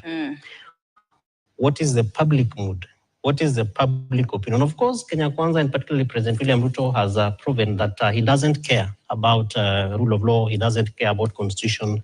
We have seen him creating offices. We've seen him doing this and that, even against some very strong court pronouncements. But that really should prepare Kenyans around the kind of effects that we expect post the AU elections on Saturday. Now, we have more than 100 MPs in Addis Ababa. Yes. That, in my view, should prepare us for Baba while you are away. So, how is the reception at JKIA when they come back with a win? And how will it be with a loss? Now, Kenyans should begin to prepare themselves for very interesting times. And I think for me, a constitutional amendment to to create spaces for individuals should not be the case. However, for President William Ruto, is a gentleman whom I think is ready to do anything to be able to ensure that he is not, he's neither a one-term president, nor he does not finish his first term. As Stella says, and I've heard this again in other quarters, there could be plans to impeach the president. And I don't think that President William Ruto, based on what we saw happening with the former deputy president, because that was President William Ruto speaking that we don't want this gentleman, we must do everything possible. And you could see it even in his defense at the National Assembly, the defense at the Senate. I think the former DP said he tried to reach the president, his handlers tried to reach the president, and the gentleman was not there. And so I think that the president is also, in the same manner that we are anticipating and thinking, so wherever he is, he's also thinking, what if we lose this thing? What are people saying? How will I look like? Even among his peers, like heads of states, having invested lots of resources financially for this campaign, how does it look like? Look at, I think the president has visited more than 10 plus African countries with the former prime minister. He's convened and carried him everywhere to showcase and to present him as this gentleman that is able to clinch this seat and to lead Africa.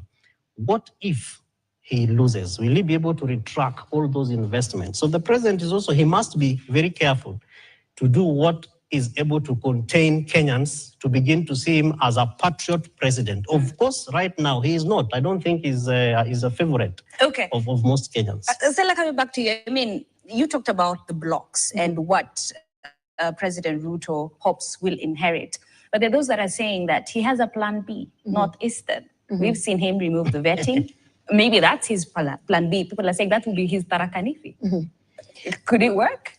I am convicted that he plans to use Northeastern as his Tarakanithi, in the sense that even the people in Northeastern province who support any other party may not find their vote in those parties, because he intends to get a certain balance. The difference between his votes and Baba's votes in the last election was not huge. It was practically less than 500,000. And so he's looking for the kind of numbers that are going to be able to cover that number, so that whatever he's doing, he's topping up on top of that and not dealing with Baba has taken away some of your votes, which is what is expected from everyone. Is that an efficient plan B? I doubt it. I doubt it, especially because he's starting visiting. This is why I'm saying the trees are slippery. His visit currently, which was supposed to make them very happy in the declaration that is going to open up a registration and eliminate vetting, ended up in insults for the community. That is not like the Luo community, for example. Or it's not like the Kisi community, who you may insult and they will allow you to walk away and feel very bad about how you've insulted them and let you go. These are communities that never forget if you call them names. They never forget if you insult, especially if you insult them at the core of their existence. You cannot be bragging about your education, for example, in an area that we know has been marginalized for years, hasn't had access to quality education, and those who've had access to quality education have had to strive to even get that kind of quality education. Some of them, even after getting that education, do not even get equal opportunities for employment, etc. And so when you go there and start bragging about your education, there's something you're telling them that is not right. Number two is that there's a specific group that we must not forget, even as we're doing the political mathematics. Gen Z shall not lay back and watch this election go the way the president thinks he's going to let it go. I don't think I'm going to discuss the details of what they're capable of doing, but this group of young people have already demonstrated that as far as technology is concerned, whether you want to do digital rigging, they're winning. They are ready. You know, as far as mobilization is concerned, if you need them to do night vigils, surely they even attempted one to dance in the middle of the CBD. They will be able to get those votes. Not attempted, they actually did successfully. They did it, yes. And not on one day, on several occasions. They have also demonstrated that they are intolerant to lack of loyalty. And in their minds, their assessment is that the president is not loyal to the nation of Kenya. Their assessment is that the president is reporting and accounting to somebody else and not accounting to Kenyans. And so they're not happy about the fact that he is not patriotic to the needs of Kenyans. Number two, this group of people do not like being forced. So you tell them that, watu mtamalizana nao by saa 12 asubuhi. The thing is that you're dictating to them that you're going to be done with them. The problem with Gen Z is that they don't like a dare. I have been working with the young people for many, many years. I still work with them. I have watched them transform. This particular group of Gen Zs, they don't like being challenged. They take a challenge viciously. And the other thing is that they have time. Time and what education. People are forgetting, it's just not Gen Z, millennials. Millennials as well are extremely fed up, especially because for them, they had aspired for a certain dream. I don't know whether it's that American dream of a picket fence, 2 babies, they should be driving by now, relaxing. And now they can't even think of retiring. They can't even think of those business ventures that they had set up so that they can stop working for people, because all of those things have come crumbling. They will be very unforgiving come the next election. Okay. I would want everyone who's engaging in this election to know that it's going to be a very difficult election. Okay. Number two, that there's a possibility that it's going to be a stranger running this nation. Something come to 2027. say. Okay. And that, We're out of time. and that there could even be a transition government. Who knows? Who knows? All right. Only Kenya time will tell. yeah, I hope when this happens, we will be here together, dissecting each and every event. But we're out of time, Lady and Jen. Thank you so much. Kevin Osido, Executive Director, County Governance Watch, and Stella Gara, Governance and Security Analyst. And I am Ashley Mazuri. And of course, on behalf of me and Jesse and Maresha Witi, have a good night.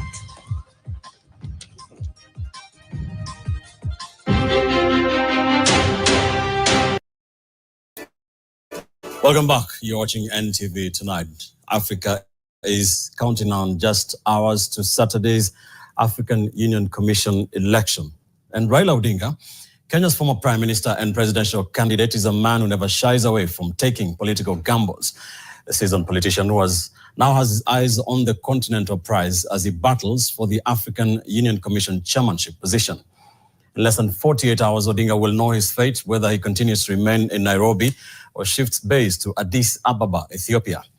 And TV's Duncan Heimber takes a look at Raila Odinga's AUC bid, the ringing endorsements he has received so far, and why to pundits it's a deserved race.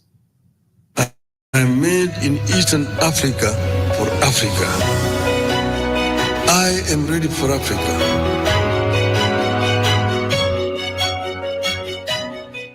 But I'm here as the African lion.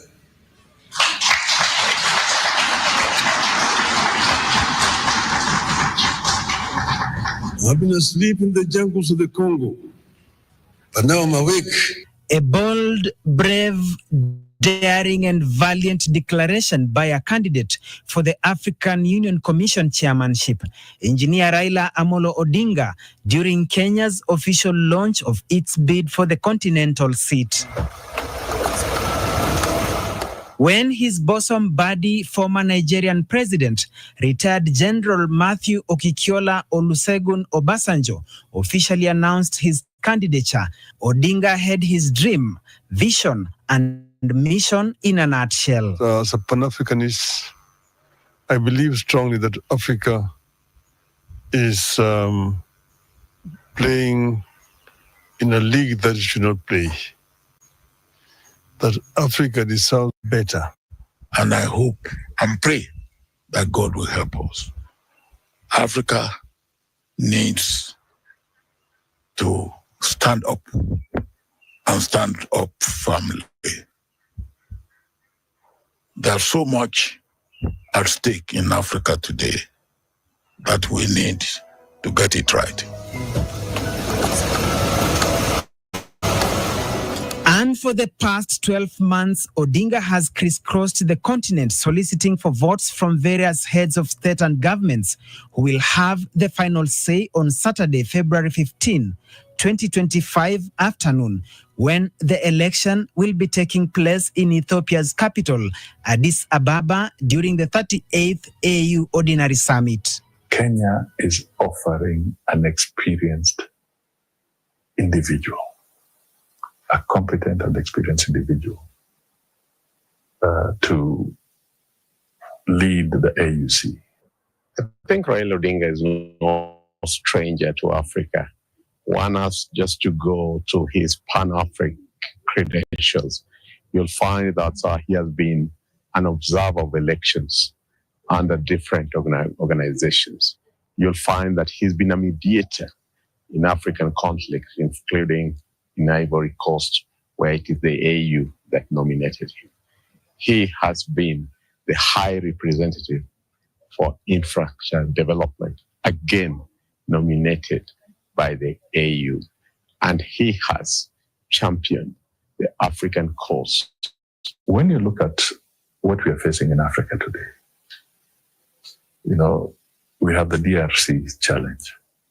We have the Sahel challenge. We have the Sudan challenge, South Sudan.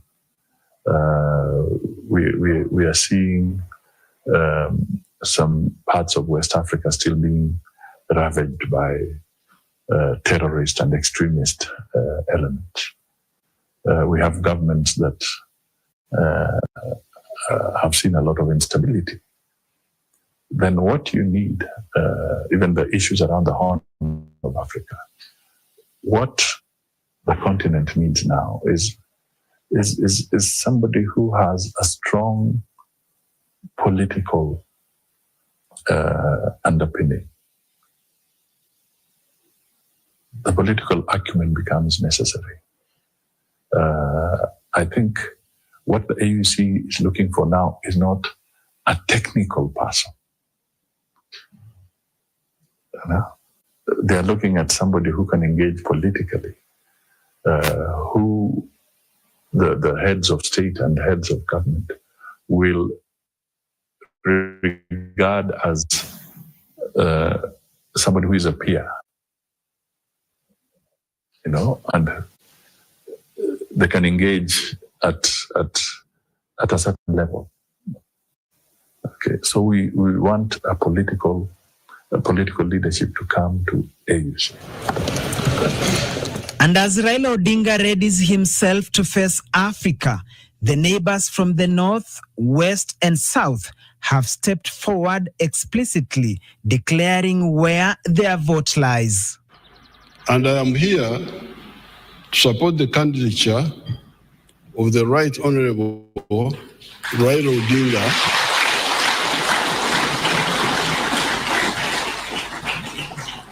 on behalf of Uganda, because he is a convinced Pan-Africanist. He's not just mtafuta kazi. There is a job, I apply for it. This is not career progression. It is not adding to your CV. This one. No, this is in the army when we are doing our other ritual work of sorting out some issues. There is somebody who is in front of the section. We call him a pointsman. So we are now looking for a pointsman, the one to lead us. With Right Honorable Raila Odinga, we envision an African Union that is ever strong, that is championing Africa's socio-economic development, and that ensures Africa's voice takes center stage globally. It is based on his breadth of experience that he was charged with expediting Africa's integration through infrastructure development. Engineer Odinga knows full well what our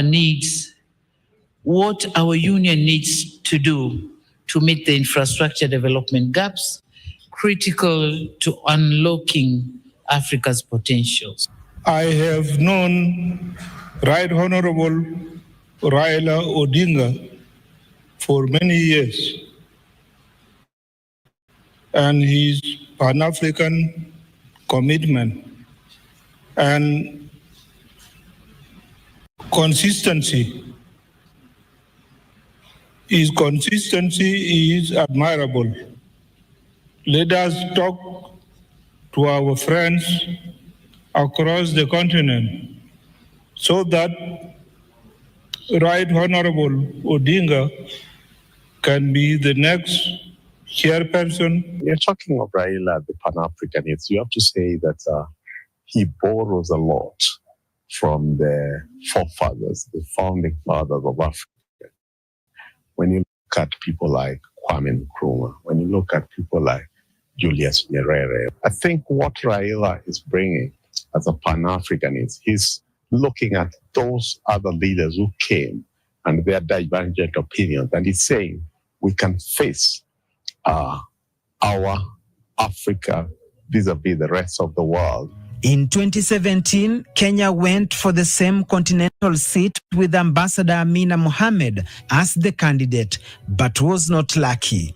This time round, it says this is the moment. Why is it a must-win for Kenya? Kenya is a country that is seen as having a high profile. Okay. The credentials around our democratic space, around our peace situation, around our long career of election all the way from the 60s, from independence. This is a country, despite the hiccups that we get, you cannot take it away from Kenya. We have always held elections on schedule. So we have created that profile. We are among the largest economies in the continent. Perhaps we are the 5th largest economy on the African continent. Okay. So this gives us an opportunity for us to offer our experiences and an opportunity to serve Kenyans the way others have served. It's also good for Kenya. It enhances our diplomatic credentials as a nation.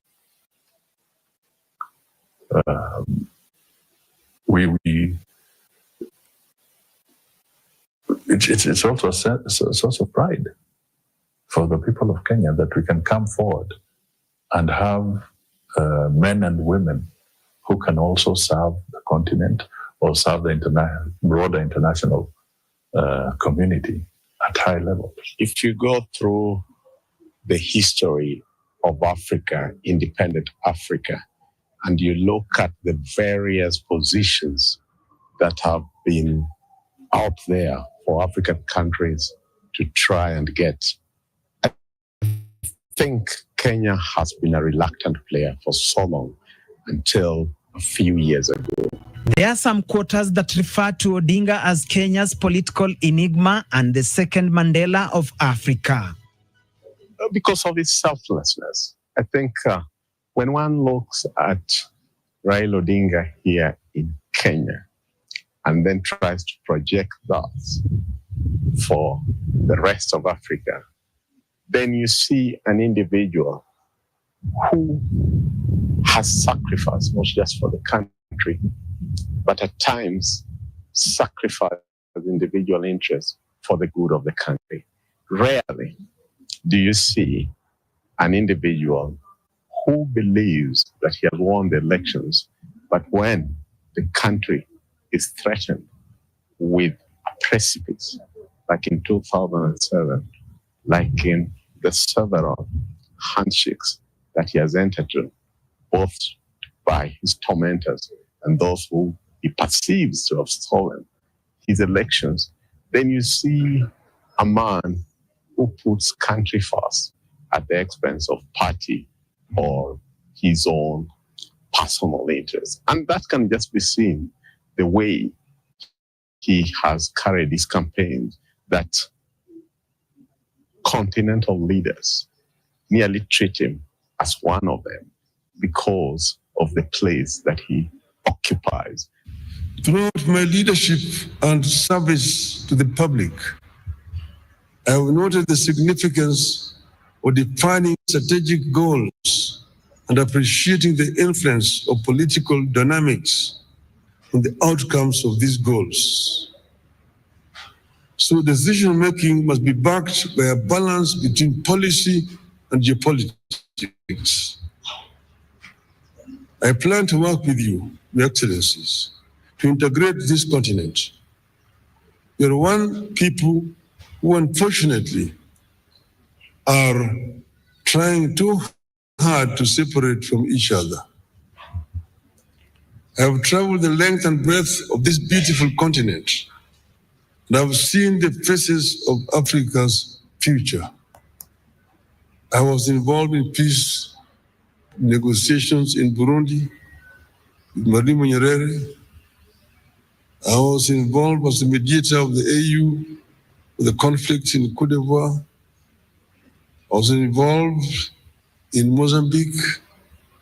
So I understand the continent. And I see the faces of our children, hope and unbound by the borders of yesterday. I dream of an Africa where those borders and colonial languages no longer divide us. We don't want to see Africans to be divided as Anglophones, Francophones, Lusophones. I want them to be Africaphones. Our commitment to strengthening multilateralism from regional to global levels remain steadfast. Kenya has already stepped up to enhance its contribution to Africa's development by championing institutional reform at the African Union. We believe that offering a highly qualified, experienced, and competent candidate to lead the African Union Commission, the Honorable Raila Odinga is a celebrated statesman whose longevity in leadership has been sustained by an unrelenting devotion to democratic change. The Honorable Raila Odinga enjoys a sterling reputation as a zealous Pan-African. My selection to be Kenya's candidate is not about one man's ambition, but an African's journey to serve the motherland. Indeed, I plan to constitute my cabinet of chairpersons with a continental outlook.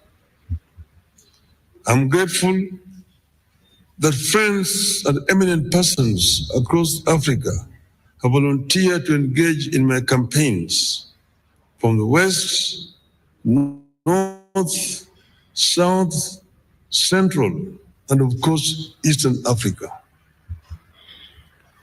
Excellencies, I'm ready to serve. My heart is ready, and my hands are steady, and with your support, I shall get the opportunity to be of service to Africa, the cradle of mankind. I am made in Eastern Africa for Africa. Odinga's priority and agenda for Africa is accelerating economic transformation, enhancing intra-African trade and infrastructure, championing financial independence, gender equity and equality, agricultural transformation, climate action, harnessing youth potential, digital transformation, and regional peace and security. Odinga's AUC campaign secretariat, which includes diverse membership drawn from 5 regions of the African Union, was led by Kenya's Foreign Affairs Principal Secretary Korir Sing'oei and Ambassador Elkanah Odembo. We know that the journey of emancipating Africa from economic domination is not a sprint, it is a marathon. The journey of empowering our women, the journey of realizing Agenda 2063 is not a sprint, it is a marathon. And I want to submit to us that Kenya might have 1 or 2 things to teach the continent with regard to marathons. And so we present to you a leader who's run the marathon. Kenya is offering a lifelong Pan-Africanist, an accomplished global statesman who has demonstrated exceptional and visionary leadership.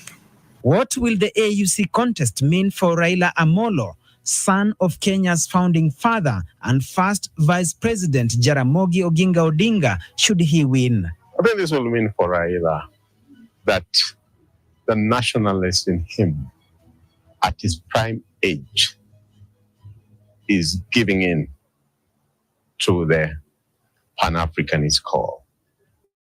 That what you have wanted for your country can you, during these sunset years, also lend a hand to Mama Africa? I think there could be no better patching at the tail end of his political career. This is his crowning moment. I think what is important is that you have to give it to him, to give it to Raila, that he's a very determined individual. He does not give up easily. And that resilience, I think, is what Africa needs and what Africa is looking for. So for Raila, he's not looking for prestige. You know, he's a gentleman who is known on the continent. He wants to serve. General retired Olusegun Obasanjo, who served as president for Nigeria from 1976 to 1979 and later from 1999 to 2007, has stood out as Odinga's chief campaigner from the day he announced his candidacy, and they are still pushing on to the ultimate stage. You will make Africa proud. You will make Africa powerful. You will make Africa peaceful, and you will make Africa prosperous. I am ready for Africa. And I believe in the story of the African lion. The lion is an African animal. It's a king of the jungle. The Cameroonian national soccer team is called the Indomitable Lions. The soccer team of Senegal is called the Lions of Teranga. The soccer team of Morocco is called the Atlas Lions. Here in Eastern Africa, we call it the Simba. The king of the jungle. When the king roars, the jungle listens. The African lion is giving a message to the Asian tiger that you Asian tiger, you've danced on the stage alone for far too long. It's your time to quit. The European bear retreated to the North Pole a long time ago and is freezing there in the ice. The American panther is also on the retreat. But I'm here as the African lion.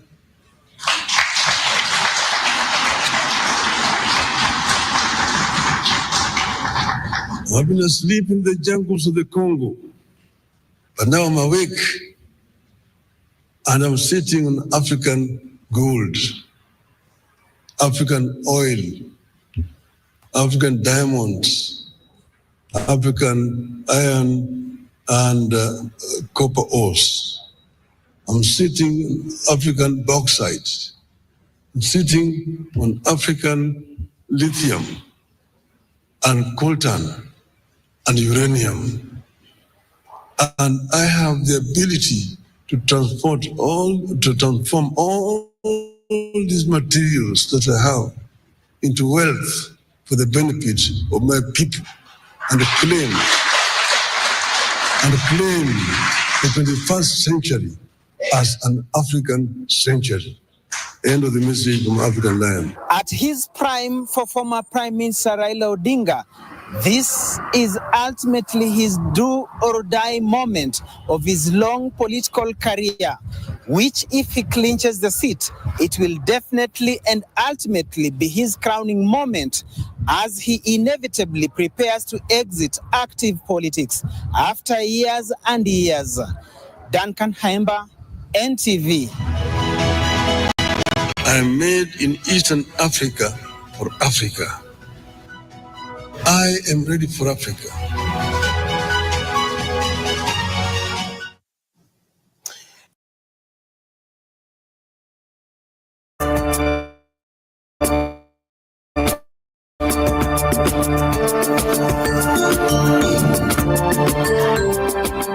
Na mtazamaji, karibu. Kama nilivyokufahamisha hapo mapema, nimekutambulisha kwake Tindi Mwale, Silvana Sosoro, na pia atakukaribisha kwa kangu ambaye alikuwa mstari wa mbele sana wakati tukiwa na maskani tukichambua upande ule wa pili, Daktari Barak Muluka. Lakini nasema milima na milima haikutanda kibinadamu, wanakutana mtaalamu wa siasa na uhusiano wa kimataifa. Tulikuwa tunataka tuangalie mengi kuhusiana na ule wenyekiti wa AUC, lakini kwanza kabisa nafikiri mimi na Barak na wengine tungependa kujua sana kuhusiana na kile ambacho kiliendelea jana katika majengo ya bunge ili kuweza kusonga mbele zaidi. Na hapa Silvana Sosoro, kiranja wa wengi bungeni,